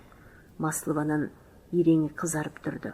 Ал башын чайкап, жылмаңдап, надзирательдин артынан шыпылдай басты. Түрмөнүн башчысын көрө коюп, иреңи корккону менекендей бозоро түштү дагы, ошо замат эсин жыйып, шыпылдай басып, кыбыңдап, Нехлюдовго кайрылды. Саламатсызбы деди, ал күлүңдөп, мурдагысындай кылбай. Нехлюдовдун колун катуу силкип, мына мен сизге даттанууга кол койдуруу үчүн келдим, деди Нехлюдов. Маслованын бүгүн тайманбай шыпылдап учурашканына бир аз таң калып. Бу даттанууну адвокат жазды. Кол коюш керек, анан Петербургка жиберебиз. Кол коюуга да болот, бардыгына кол коюуга болот, деди Маслова күлүңдөп, бир көзүн кысып. Нехлюдов бүктөлгөн кагаз чөнтөгүнөн алып, столдун жанына келди. Ушул жерде кол коюуга мүмкүнбү деп сурады Нехлюдов түрмөнүн башчысынан. Бери кел отургун, деди түрмөнүн башчысы. Мына бу калем саптал, кат тааныйсыңбы? Бир кезде билчилем, деди Маслова күлүңдөп. Юбкасын жана кофтасынын жеңин оңдоп, өзүнүн кичинекей шыпылдаган колу менен калемди коомай алып, столго отурду дагы күлүп Нехлюдовго карады. Нехлюдов ага кай жерге кандай кол коюу керек экенин көрсөтүп берди. Маслова калемди сыягам алып, бир силкип өзүнүн атын жазып койду. Башка эч нерсе керек эмеспи деп сурады ал. Бирде Нехлюдовго, бирде түрмөнүн башчысына карап, калемди бирде сыя челекке, бирде кагаздын үстүнө коюп. Сизге айта турган сөзүм бар эле, деди Нехлюдов анын колунан калемди алып. Болуптур, айтыңыз, деди дагы. Маслова күтпөгөн жерден бирдеме ойлогонсуп, же уйкусу келгенсип томсоро түштү. Түрмөнүн башчысы ордунан туруп чыгып кетти дагы Нехлюдов Маслова менен көзмө көз калды. Маслованы ээрчитип келген надзиратель столдон окчунураак басып терезеге отурду. Нехлюдов үчүн бир жаңсыл болуучу минута жетти. Ал биринчи көрүшкөндө эң негизгисин сага үйлөнөм деген ниетин айтпаган үчүн өзүн өзү жемелеп, эми ошол ниетин айныбай айта турган болду. Маслова столдун бир жагында отурган эле. Нехлюдов анын бет маңдайына барып отурду. Бөлмө жарык. Нехлюдов биринчи жолу жакын жерден Маслованын өңүн, көзүнүн айланасындагы эрдендеги буручтарды, көзүнүн шишимик тартканын ачык көрдү. Маслованы ал мурдагысынан бетер аяды. Еврей кейиптенген бакенбардасына ак кирип калган терезеде отурган надзиратель укпай, Маслова гана уккандай кылып столго чыканактады дагы. Эгерде бул даттануудан эчтеме чыкпаса, падышанын наамына жазабыз. Мүмкүн болгон нерсенин баарын иштейбиз, деди Нехлюдов. Мурда ошондой болсочу, адвокат жакшы болсо, деп Маслова анын сөзүн бөлүп кетти. А жанагы менин адвокатым жеткен макул экен, мага кошомат кылып тийишип сөз айтканын үстүндө болду, деп күлүп жиберди. Сизге тааныш экеними ошондо билишсе, башкача болмок. Анан эмне, баары тең ууру деп ойлошот. Бүгүн такыр башкача болуп калыптыр, деп ойлоду дагы. Нехлюдов өзүнүн ниетин айтмакчы болгондо, ал дагы сүйлөй баштады. А менин бир сөзүм бар эле. Бизде бир кемпир бар, баарыбыз таң калабыз. Абдан сонун кемпир, жок жеринен камакта отурат, өзү да, баласы да. Алардын айыптуу эмес экендигин баарысы билишет, бирок үй өрттөдүңөр деп айыпташып, эми экөө тең түрмөдө отурат. Сиз менен тааныш экеними ал кайдандыр угуптур, деди Маслова башын койкоңдотуп. Нехлюдовго үңүлө карап, ошол кемпир баламы чакырып алып, сүйлөшсүн, ал баарын айтып берет, дейт. Фамилиялары Меньшов. Кандай, бүтүрөсүзбү? Эң эле сонун кемпир, жалган жеринен отурганы ачык. Сиз садагасы аракет кылып көрүңүз, деди Нехлюдовду тиктеп, анан жерге карап күлүңдөп. Жакшы болот, мен билейин, баарын бүтүрөм, деди Нехлюдов Катюшанын опсуз ачыктык кылганынан улам көбүрөөк таңыркап, бирок мен сиз менен өз ишим жөнүндө сүйлөшкүм келет. Өткөн жолу сизге айтканым эсиңиздеби, деди ал. Сиз көп эле нерсе айткансыз. Өткөн жолу эмне дедиңиз эле? Деди Маслова күлүңдөгөнүн токтотпой, башын улам ары бери буруп. Мен сизге айыбымды кечиргин деп келдим деген, деди Нехлюдов. Кечир эле дейсиз. Анын эмнесин айтасыз? Андан көрө мен айыбымды актагым келет, деп сөзүн улантты Нехлюдов. Сөз менен эмес, иш менен актагым келет. Мен сизге үйлөнөйүн дедим эле. Маслованын иреңи куту учкандай боло түштү. Анын кылыйган көздөрү алайып, Нехлюдовго карап да, карабай да тургандай болду. Эмне үчүн үйлөнүү керек болуп калды, деди. Маслова ачуулана, кабагын бүркөп. Кудай алдында ошондой кылууга милдеттүү экеними сезип жүрөм. Дагы кайдагы Кудайды таптыңыз? Болбогон сөздү айтасыз, Кудай. Каяктагы Кудай? Кудайды баягыда эсиңизге түшүрүүңүз керек эле, деди дагы. Маслова оозун ачып токтоп калды. Нехлюдов анын оозунан винонун буруксуган жытын эми сезип, эмне үчүн дел өөрүп турган себебин эми түшүндү. Сабыр кылыңыз, деди Нехлюдов. Эмнесине сабыр кылмак элем? Мени мас деп ойлойсуң го? Масмын, бирок эмне дегенимди билем, деп Маслова шыпылдай сүйлөп, кыпкызыл болуп кетти. Мен каторгага кесилген сойкумун. Сен төрө князьсың. Мени менен жаманаттуу болбой эле кой. Өзүңдүн княжналарыңа баргын, а менин баам бир червон. Кандай гана катуу сүйлөбөгүн, баары бир мен сезгенди айта албайсың, деди Нехлюдов калчылдап. Акырын, сенин алдыңда айыптуу экеними, кандай сезгеними сен элестете албайсың. Айыбымды сезгенимди, деди Маслова ачуулана, мыскылдап. Баягыда сезген эмессиң, 100 сом берип тим болгонсуң. Мына сенин бааң ушу дегенсиң. Билем, бирок эми эмне кылуу керек, деди Нехлюдов. Эми мен сени таштабайм, айтканымы кылбай койбойм. Кыла албайсың, деди дагы. Маслова каткырып калды. Катюша, деди Нехлюдов колунан кармап. Жаныма жолобо, мен каторгага кесилген катыммын. Сен князьсиң. Биерде убара болуп жүрбө, деп чаңырып, ачуусу келгенинен иреңи бүтүндөй бузулуп, Катюша колун тартып алды. Сен мени менен жаныңды сактагың келет го, деди ичине сыйбай кеткен нерсени бүт айтып калууга шашып. Бу дүйнөдө сен менин рахатымы көрдүң, эми тиги дүйнөдө жаныңы сактагың келеби? Сени, ал дагы сенин көз айнегиңе тултуйган арам иреңиңди жылаандын түгүндөй көрөм. Жогол, кет, деп чаңырып ордунан ыргып турду. Надзиратель алардын жанына келди. Сен эмне жаңжалсыбасың? Мындай кылууга болбойт. Теңир жалгагыр тийбеңиз, деди Нехлюдов. Жиндилик кылбасын, деди надзиратель. Жок, сабыр кылыңыз. Теңир жалгагыр, деди Нехлюдов. Надзиратель терезени көздөй кайра басып кетти. Маслова жер карап, кичинекей колдорунун бармактарын катуу салаалаштырып кайра отурду. Нехлюдов эмне кылаарын билбей, анын жанында турду. Сен мага ишенбейсиң, деди Нехлюдов. Үйлөнгүңүз келет экен го. Эч кандай болбойт. Сизге тийгенден көрө аслы өлөм. Мына сизге. Баары бир мен сизге кызмат кылам. Ал сиздин ишиңиз, бирок мага сизден эч нерсе керек эмес. Сизге чынын айтып жатам, деди Маслова. Эмне үчүн ошондо өлбөдүм экен, деди дагы боздоп ыйлап жиберди. Нехлюдов сүйлөй алган жок. Маслованын көз жашы Нехлюдовго өттү. Маслова ордунан туруп, ага таң калгандай жалт карады дагы бетинен аккан көз жашын жоолугу менен аарчый баштады. Надзиратель кайра келди дагы. Кетүү убактысы болду, деди. Маслова ордунан турду. Азыр делебеңиз козголуп турган экен.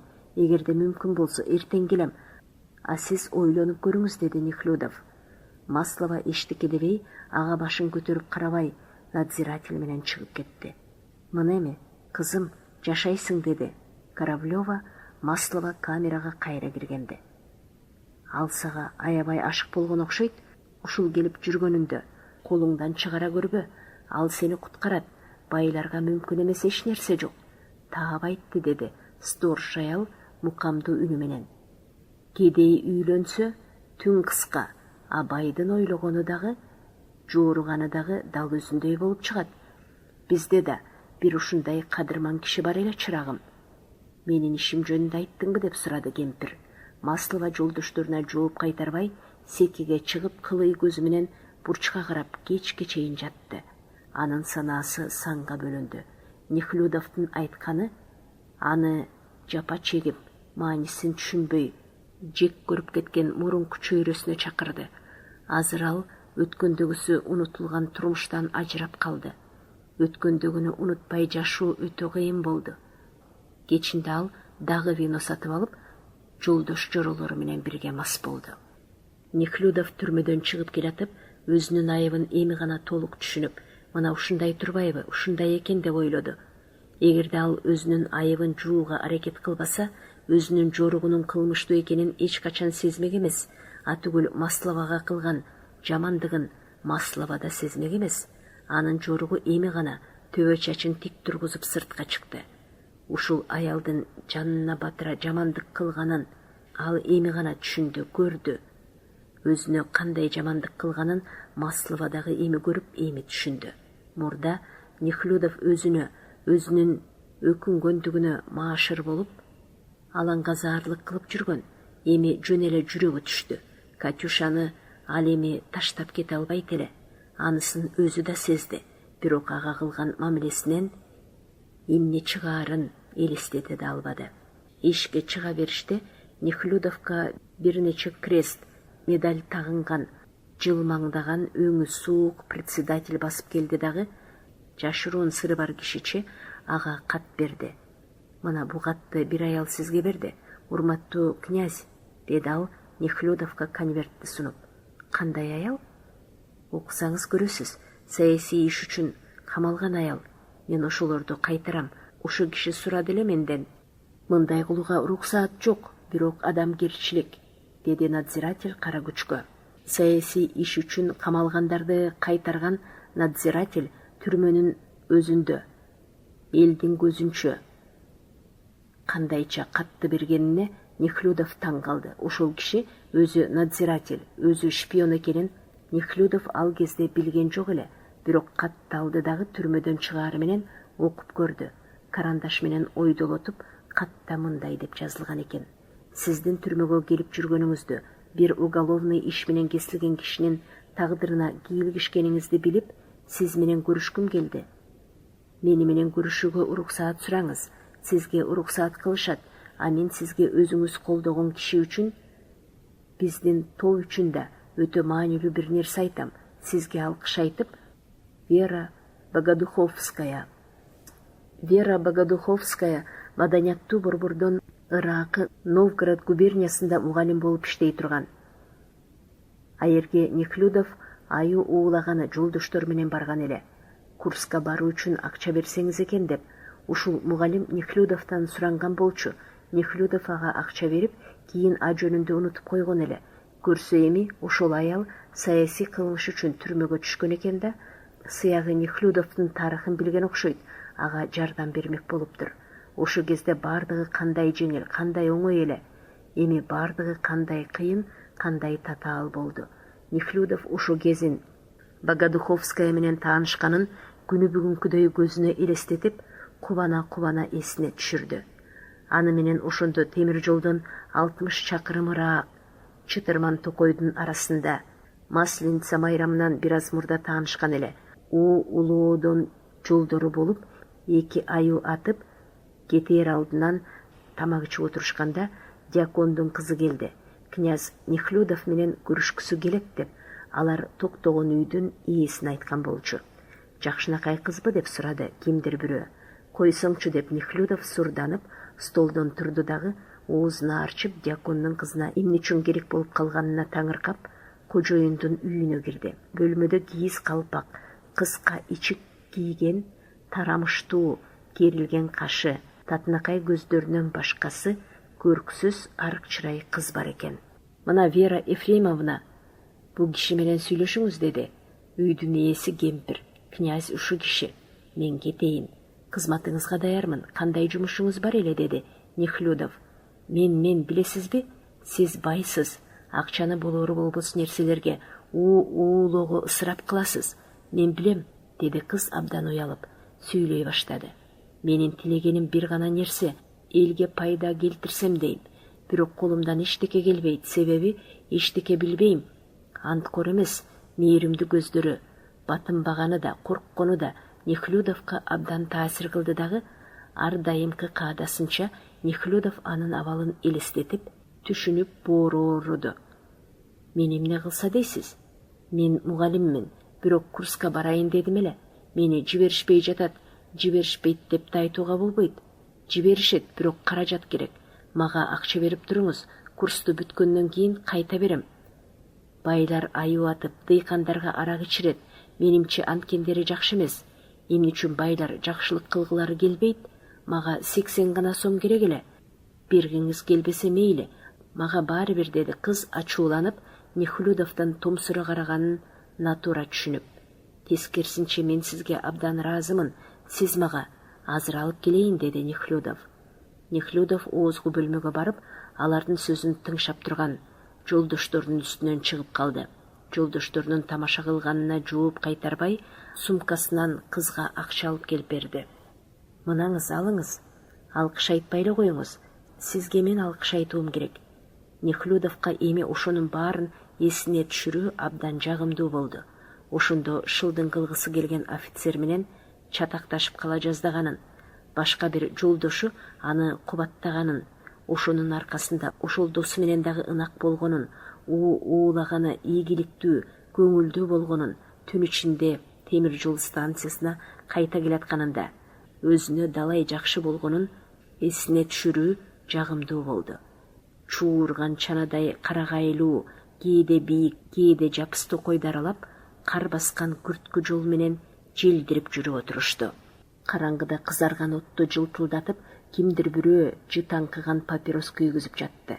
Айбанатты тооручу Осип деген киши чанадан чанага жүгүрүп, тизесине чыккан карды буртулдата кечип, терең карда жүргөн бугулар жыгаштын кабыгын жеп, ачка болгону жөрүндө, кичинекей тешигинен дем алып, караңгы үңкүрдө жаткан аюулар жөрүндө эп келиштирип сүйлөп отурду. Нехлюдовго ошонун баары көбүнчө саламаттыгым жакшы, күчтүүмүн, күйүтүм жок деп кубанып жүргөн чагы эсине түштү. Өпкөсү чолоктонду кере, муздак аба жутат. Дуга тийип кеткен бутактан бетине кар түшүрөт. Бүткөн бою жылуу, бети муздак, санаасы да, түйшүк да, өкүнүү да, коркуу да, тилек да жок. Кандай сонун болгон эле. А эмичи, Кудая тобо, ушунун баары кандай кыйын, кандай түйшүк болду. Вера Ефромовна революционерка болуп, эми революциячыл иштер үчүн түрмөдө отургандай сыяктанды. Аны көрүш керек эле. Көрүү керек болгон бөтөнчө себеби, ал Маслованын алабалын кандайча жакшыртуу жөнүндө кеңеш берейин деген экен. Экинчи күнү эртең менен ойгонуп, Нехлюдов мурунку күнү эмнелер болгонун эсине түшүрдү дагы коркуп кетти. Бирок ошол коркконуна карабастан, баштаган ишти акырына жеткирейин деп, мурдагысынан бетер бел байлады.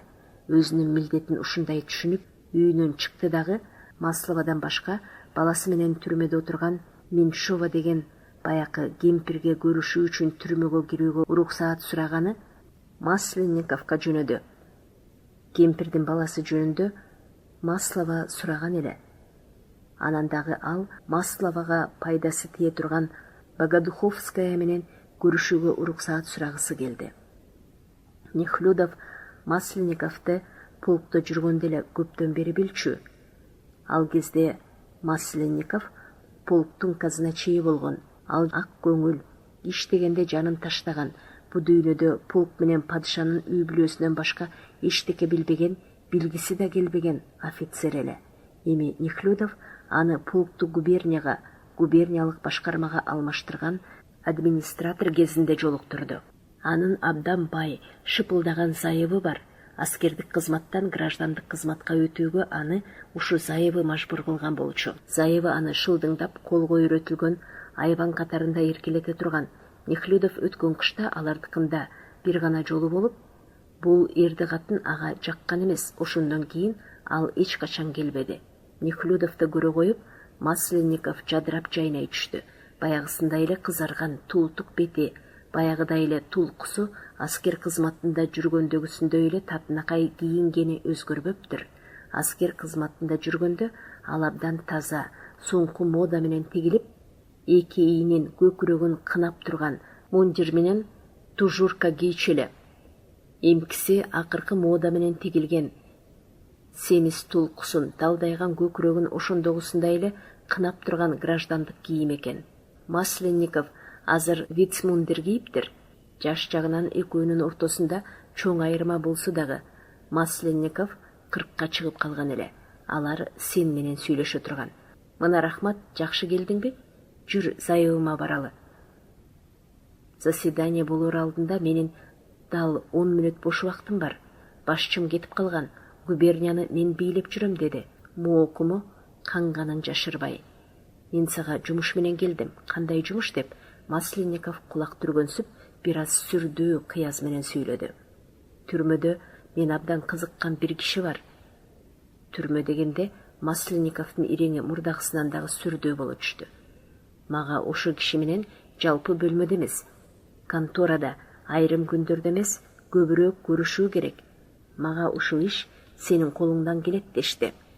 Албетте досум, сен үчүн эмне болсо дагы иштөөгө даярмын, деди Масленников өзүнүн чоңдугун байкаткысы келгендей. Нехлюдовдун тизесине эки колун тийгизип, антүүгө болот, бирок билесиңби, мен бир эле күндүк ханмын. Жанагы аял менен көрүшүү үчүн сен мага кагаз бересиңби? Аял беле? Ооба, эмне үчүн камалган аял? Уу берген үчүн, бирок натура соттолду. Адилет сот деген мына ошо. Алардын колунан башка эч нерсе келбейт, деди. Ал негедир французча. Менин айтканыма макул болбой турганыңы билем, бирок айла барбы? Бул менин айныбас пикирим, деп кошумчалап, ал бир жылдан бери реакциячыл, консервативдүү ар түрдүү газеталарда ар түрдүү жазылып жүргөн пикирди айтты. Сенин либерал экениңди билем. Либералмынбы же башкамынбы билбейм, деди күлүмсүрөп, өзүн кандайдыр бир партияга таандык либерал дешкенине таңыркаган Нехлюдов. Кишини соттогондо, адегенде анын сөзүн угуш керек. Соттун алдында бардык кишилер бирдей. Кишилерди айрыкча соттолой элек кишилерди кыйноого, урууга болбойт деген үчүн гана аны либерал деше турган. Либералмынбы, жокмунбу билбейм, бирок азыркы соттор канчалык жаман болсо да, илгерки соттордон жакшыраак. А сен адвокат кылып кимди алдың эле? Мен Фонаринге кайрылдым.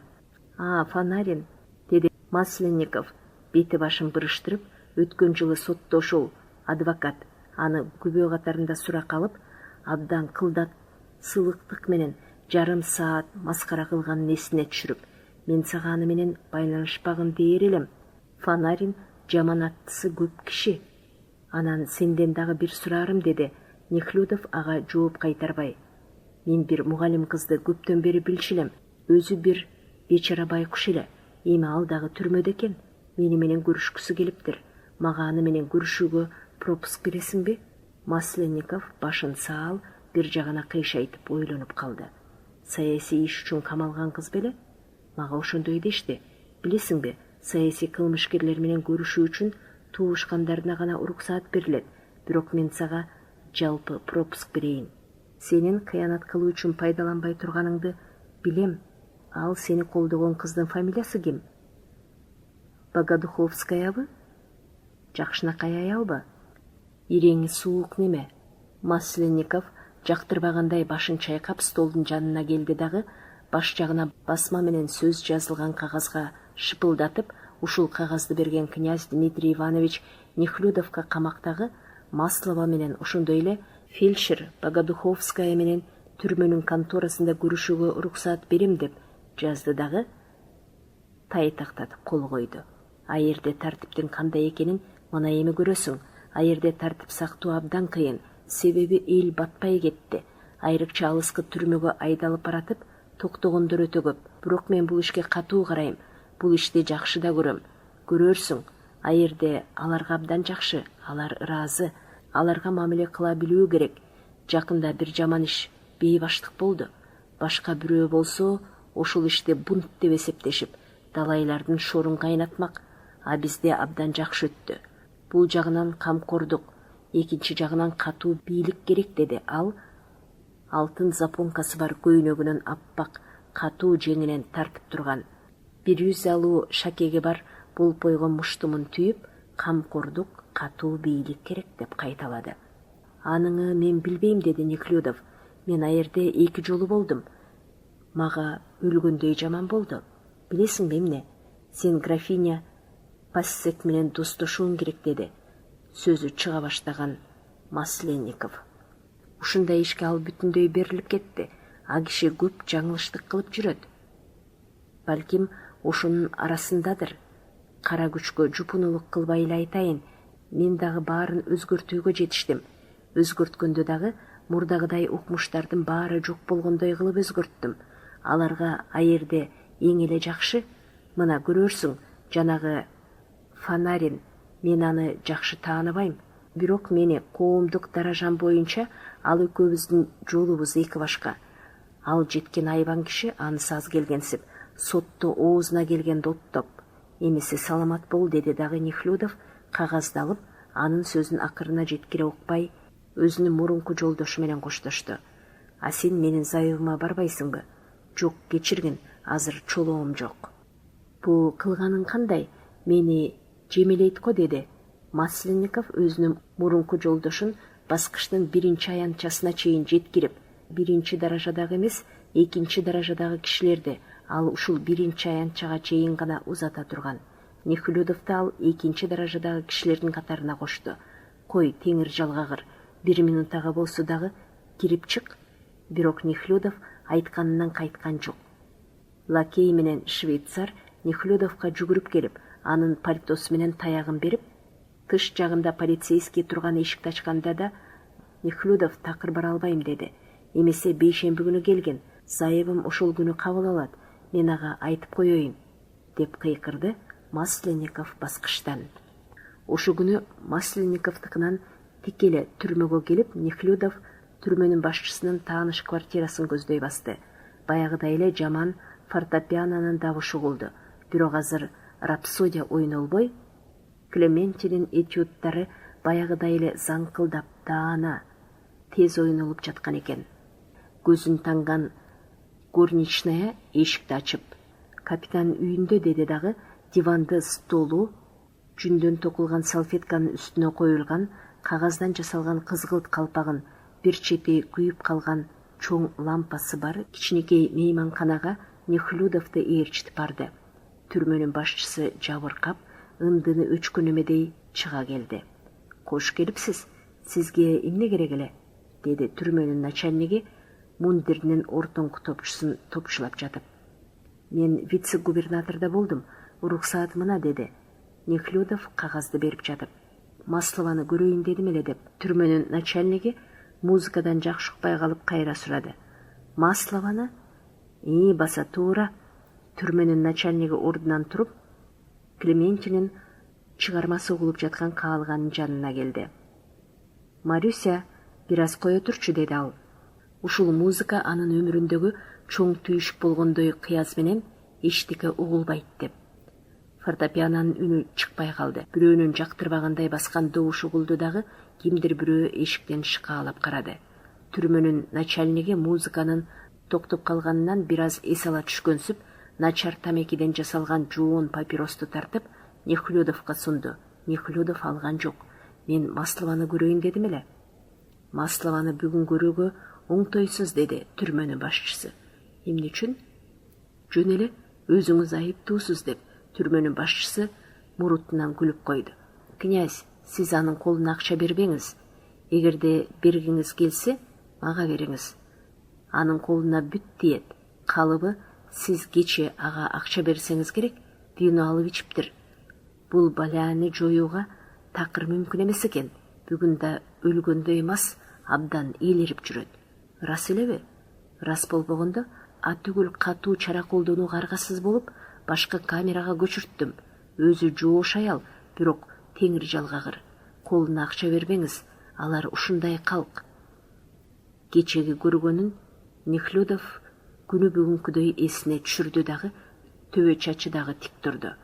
Ал саясий арестант Богодуховскаяны көрүүгө болобу деп сурады Нехлюдов бир аз унчукпай туруп. Макул, көрүүгө болот деди түрмөнүн башчысы. Сен эмне деп ал бөлмөгө жүгүрүп кирип, Нехлюдовдон көзүн албай, башын буруп, атасын көздөй келаткан 5-6 жашар кызга кайрылды. Жыгыласың деди түрмөнүн башчысы. Алды жагын карабай, атасына келатып, килемге мүдүрүлгөн кызга күлүңдөп. Эгерде мүмкүн болсо мен барайын, болот го деди түрмөнүн башчысы. Дали Нехлюдовго карап турган кызын кучактап, анан кызын акырын четке түртүп, алдыңкы бөлмөгө чыкты. Түрмөнүн башчысы көзүн танган кыз берген пальтосун кийип, эшикке чыкканча Клементинин Дана руладасы кайра дагы заңкылдай баштады. Консерваторияда окуду эле. Анда тартипсиздик көп экен. Таланты күчтүү деди түрмөнүн башчысы баскычтан түшүп келатып. Концертте ойнойм дейт. Түрмөнүн башчысы Нехлюдов менен түрмөнүн жанына келди. Түрмөнүн башчысы жакындар менен калитка шап ачыла калды. Надзиратель чест берип, аны көзү менен узатып калышты. Чачынын жарымы алдырылган 4 киши кандайдыр бир челекти көтөрүп келатып, оозгу бөлмөдөн берки экөөнү жолукту дагы түрмөнүн башчысын көрүп дубалга ыктай калышты. Ошолордун бирөө бөтөнчө жүгүнүп, кара көзүн алаңдатып, кабагын бүркөй койду. Албетте, талантты өркүндөтүш керек. Токтотуп коюуга болбойт, бирок биле тургандырсыз, кичинекей квартирада өтө кыйын экен, деп түрмөнүн башчысы жанагы арестанттарга эч кандай көңүл бурбастан сөзүн улантты дагы Нехлюдовду ээрчитип, бутун сүйрөй басып, көрүшкөнү келген кишилер жыйналчу бөлмөгө кирди. Сиз кимди көрмөкчү элеңиз деп сурады түрмөнүн башчысы. Богодуховскаяны, теги мунарадагы го. Сизге күтө турууга туура келет деди ал Нехлюдовго. Ага чейин Меньшов деген баласы бар кемпирди сарай өрттөдү деп камалган арестанттарды көрүүгө болор бекен. 21 камерада болсо керек эле. Болбогондо көрүүгө болот. Меньшовду анын камерасына кирип көрүүгө мүмкүнбү? Көрүшкөндөр келгендер чогулчу бөлмөдөн көрсөңүз жакшыраак болор. Жок, камерадан көрүшкөнүм кызыгыраак. Кызыкты тапкан экенсиз. Аңгыча болбой, каптал жактагы эшиктен сылаң курус жардамчы офицер чыга калды.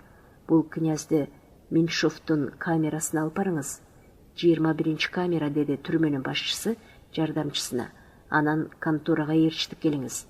А мен аны чакыртып коеюн. Фамилиясы ким эле? Вера Богодуховская деди Нехлюдов. Түрмөнүн башчысынын жардамчысы мурутун майлап, атырды аябай себинген ак жуумал жигит эле. Жүрүңүз деди ал Нехлюдовго жылмая күлүңдөп. Биздин мекемени көрүүгө кызыккансыз го? Ооба, дагы бир кишини көрөйүн дедим эле. Элдин айтуусуна караганда, ал бирге такыр айыпсыз жерден камалыптыр. Түрмөнүн башчысынын жардамчысы таңыркагандай эки ийнин коошуруп койду.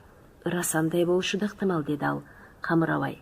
Сасыган кең коридорго мейманды ызааттап алдыга киргизип. Алар дагы калп айтышат. Кириңиз. Камеранын каалгасы ачык. Бир нече арестант коридордо турган эле. Дубалга сүйөнө калып, же өздөрүнүн камерасына кирип кеткен, же эки колун сунуп солдатча начальниктерди көзү менен узатып, эшиктин жанына токтой калган арестанттарга көзүнүн кыры менен карап, надзирательдерге башын саал ийкеп коюп, түрмөнүн башчысынын жардамчысы Нехлюдовду бир коридордон өткөрүп, темир каалга менен жабылган сол жактагы экинчи коридорго алып барды. Бул коридор мурунку коридордон тарыраак, караңгыраак, сасыгыраак эле. Коридордун эки жагындагы эшиктер кулпу менен бекитилиптир. Каалгаларда диаметри жарым вершок карай турган тешик бар экен. Коридордо бети башына бырыш кирген иреңи кайгылуу надзиратель чалуудан башка эч ким жок эле. Меньшов кайсы камерада деп сурады түрмөнүн начальнигинин жардамчысы надзирательден. Сол тараптагы 8 камерада. Кароого болобу деп сурады Нехлюдов. Караңыз деп күлүмсүрөдү дагы түрмөнүн башчысынын жардамчысы надзирательден бирдеме сурай кетти. Нехлюдов бир тешиктен шкаалап карады.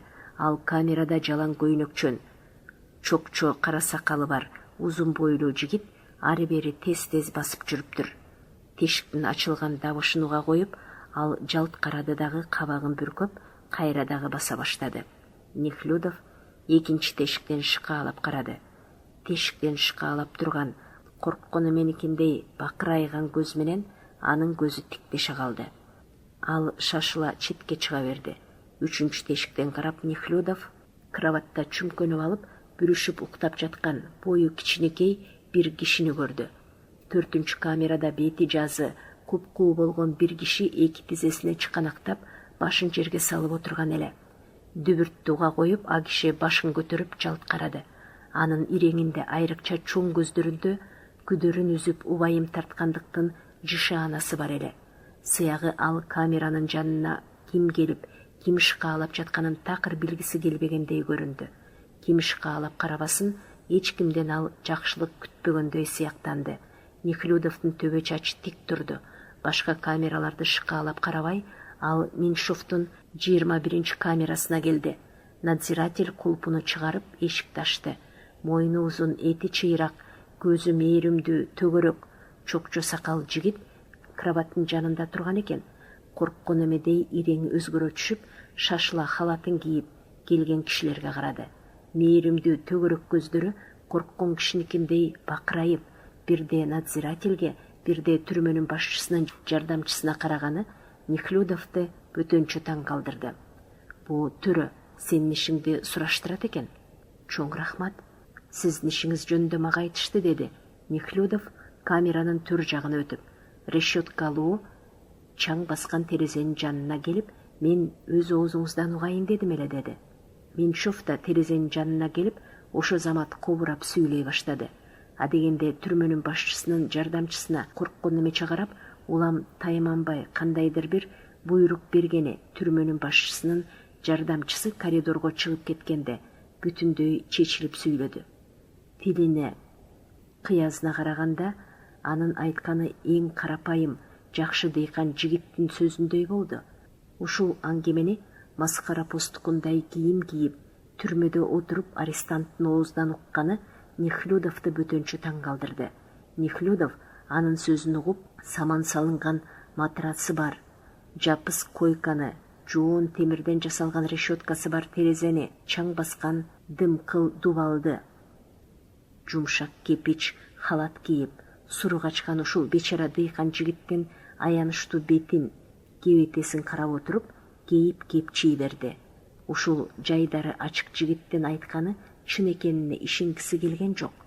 Өзүнө ыза көрсөтүп, анысы аз келгенсип, такыр айыбы болбосо да, башка кишилер аны кармап алып, арестанттын кийимин кийгизип, ушундай жаман жерге камаганы жөнүндө ойлоо Нехлюдовдун төбө чачын тик тургузду. Ушул жигиттин айткан чын сөзүн калп, жок жеринен ойлоп табылган сөз деп ойлоо андан бетер анын кутун учурду. А жигиттин айтканы мындай эле: үйлөнгөнүнөн кийин көп убакыт өтпөй эле анын зайыбын араккананын ээси бузуп алат. Бул жигит бардык жерден закон издейт, бардык жерде араккананын ээси начальниктерди паралап сатып алат дагы, бардык жерде аны акташат. Бир жолу ушул жигит зайыбын зордук менен үйүнө алып келет. Бирок зайыбы экинчи күнү кайра качып кетет. Ошондо бул жигит зайыбымды бергин деп келет. Араккананын ээси: сенин зайыбың жок, дейт. Кирип баратып, бул жигит зайыбын көрүп калат. Араккананын ээси кеткен, дейт. Бул жигит кетпейт. Ошондо араккананын ээси өзүнүн малайы менен бул жигитти кызылдай соет. А экинчи күнү араккананын ээсинин сарайы өрттөнүп кетет. Бул жигитти энеси менен кошо айыпташат. Бирок бул жигит өрттөбөйт. Чокундурган атасыныкында болот. Сен чын эле өрттөгөн эмес белең? Төрөм оюма да келген эмес. Ал журт куруткан митаам, өз өрттөсө керек. Короо жайын жаңы эле камсыздандырды деп уккам. Энеси экөө келип алып, мени коркутушту дептир. Күйгөнүмдөн бир жолу тилдегеним ырас. Бирок короо жайын өрттөгөн эмесмин. Өрт чыкканда мен аерде болгон да эмесмин. Энем экөөбүз барган күнү ал сарайын атайын өрттөптүр. Камсыздандырган акчасын алам деп өрттөп жиберип, бизге жалаа жапты. Ырас эле ошондойбу? Кудай урсун, ырас төрөм. Өз атамдай болуңуз деп ал жерге жыгыла жүгүнмөкчү болду эле. Нехлюдов болбой өйдө тургузду. Куткарып алыңыз, жок жеринен күйдүм, деди ал. Аңкча болбой Жаак эти диртилдей түштү дагы кыйлап жиберди. Халатынын жеңин чечип, кир болгон көйнөгүнүн жеңи менен көзүнө арчый баштады. Бүттүңүздөрбү деп сурады түрмөнүн башчысы. Ооба, кайгырбаңыз, колдон келген жардамым аябайм, деди дагы Нехлюдов чыгып кетти. Меньшов босогодо турган эле. Эшикти жабам деп надзиратель аны каалга менен жыга түрттү. Каалганын кулпусун надзиратель бекитип жатканда Меньшов эшиктин тешигинен карап турду. Кең коридор менен түшкү тамак убактысы болуп, камералар ачык эле. Сары халат, кыска кең шым, жумшак кепич кийип, суктана тиктеген кишилердин ортосунан өтүп баратып, Нехлюдовдон ушул жерде отурган кишилерге аябай жан ачыды. Аларды ушул жерге алып келип камаган кишилерге айраң таң калып, бүткөн бою дүркүрөдү. Өз үчүн, ушул кишилерди камарабай камаган үчүн негедир Нехлюдов уялды. Бир коридордо кепичин тарпылдатып, камеранын эшигинен кимдир бирөө жүгүрүп өттү дагы, камерадан бир топ киши чыгып, Нехлюдовго жүгүнө тура калышты. Ким экениңизди билбейм, төрөм, бирок биздин ишибизди бир жаңсыл кылдырсаңыз. Мен начальник эмесмин, эчтеме билбейм. Баары бир начальниктердин кимисине болсо дагы айтыңыз, деди. Кыжыры келген бирөө. Эч кандай күнөөбүз жок, камакка отурганыбызга 2 ай болду. Кандайча, эмне үчүн деп сурады Нехлюдов. Мына түрмөгө алып келип камап коюшту. Камалганыбызга 2 ай болду. Эмне үчүн экенин өзүбүз да билбейбиз. Бир аз кокусунан болгон иш, деди түрмөнүн башчысынын жардамчысы. Бул кишилерде паспорту жок экен деп камашкан экен, буларды өздөрүнүн губерниясына жибериш керек эле. Бирок айердеги түрмө өрттөнүп кетиптир дагы. Камалгандарды бизге жибергиле деп губерниялык башкарма бизге кагаз жазыптыр. Башка губерниядан келгендердин баарын жибердик, а буларды кармап отурабыз. Кандайча, ошол себеп менен элеби? Деп сурады Нехлюдов босогого тура калып. Арестантча халат кийген 40 чакты киши Нехлюдов менен жардамчынын жанына жыйыла калды. Бир нече киши жабыла сүйлөдү. Начальниктин жардамчысы аларды токтотуп койду. Бирөөң сүйлөсөң, баарынын арасынан 50-ге келип калган узун бойлуу, ыманы ысык бир дейкан бөлүнүп чыкты. Ал Нехлюдовго: бизди паспортубуз болбогондуктан айдап келип түрмөгө камашты. Паспортубуз дагы бар болчу. Бирок 2 жумага срок өтүп кетиптир. Паспорттун срогу өтүп кеткен учур жыл сайын эле боло турган. Эч кимди ал үчүн айып тачууда эмес. А быйыл бизди кылмышкер катарында кармап алып 2 айдан бери түрмөдө жатабыз, деп түшүндүрүп берди. Биз бир артель болуп, баарыбыз кирпич куйчу элек. Губерниядагы түрмө өрттөнүп кетти дешет. Ал үчүн биздин эмне жазыгыбыз бар? Кудайгерчилик кылыңыз, төрө. Нехлюдов сөздү тыңшап туруп, жанагы ыманы ысык чалдын эмне сүйлөгөнүнө түшүнгөн жок десе да болот. Себеби ыманы ысык кирпиччи чалдын жаагындагы чаштын арасынан жүргөлөп бараткан чоң кара битке Нехлюдовдун көңүлү бурулуп калган. Кандайчандай, жалаң ошол үчүн элеби, деди Нехлюдов түрмөнүн башчысына. Рас, буларды турган жерлерине жибериш керек эле, деди түрмөнүн башчысынын жардамчысы. Түрмөнүн башчысы сөзүн бүтөөр замат топтошуп тургандардын арасынан арестант халатын кийген, эпейген бир киши суурулуп чыкты дагы, оозун кандайдыр ыржаңдатып, ошол жерде аларды кандай кыйнагандары жөнүндө сүйлөй баштады. Иттен жаман болдук деп баштады ал. Кой, болбогон сөздү токтот, болбосо билесиңби? Мен эмнени билмек элем, деп жанагы эпейген киши жанынан түңүлгөн эмедей сүйлөдү. Биздин эмне айыбыбыз бар? Унчукпа, деп начальник кыйкырды эле. Эпейген киши унчукпай калды. Эшиктен шыкаалаган, жолунан чыккан жүздөгөн арестанттардын көз алдынан өтүп, Нехлюдов камерадан чыгып келатып: бул эмне деген жорук, деди ичинен. Чын эле, такыр күнөөсү жок кишилерди ушинтип камашабы, деп жиберди Нехлюдов коридордон чыкканда. Айла барбы? Бирок булар дагы калпты көп айтышат. Булардын сөзүн уксаң, баары эле айыпсыз, деди түрмөнүн башчысынын жардамчысы. Жанагылардын эч кандай айыбы жоктура. Алардын айыбы жок экени рас, бирок абдан бузулган калк. Катуулук кылбаска мүмкүн эмес. Ушундайлар бар. Аңкуулук кылсаң сызга отургузат. Кече эле экөөнү жазалуу каргасыз болдук. Кандайча жазалоо деп сурап калды Неклюдов. Буйрук боюнча балак менен сабадык. Сабоого небак тыюу салынбады беле? Укугунан ажырабагандар үчүн тыйылган. Буларды сабоого болот. Неклюдов кечээ күтүп отуруп, оозгу бөлмөдөн көргөнү эсине түштү дагы. Булар дал ошол убакта сабалганын түшүнө койду. Ошондон улам Неклюдовдун санаасы санга бөлүнүп, таңыркап, сай сөөгү сыздап, көңүлү жип кирди. Мурун эч качан Неклюдовдо мындай аралаш сезим болгон эмес. Түрмөнүн башчысынын жардамчысы сүйлөгөн сөздү тыңшабай, эки жагын кылчайып карабай, Неклюдов коридордон чыкты дагы контораны көздөй басты. Түрмөнүн башчысы коридордо болчу. Башка иш менен алек болуп кетип, ал Богодуховскаяны чакыртам дегенин унутуп калган. Неклюдов конторага киргенде гана Богодуховскаяны чакыртам деп убада бергени эсине түштү. Азыр чакыртам, сиз отура туруңуз, деди ал.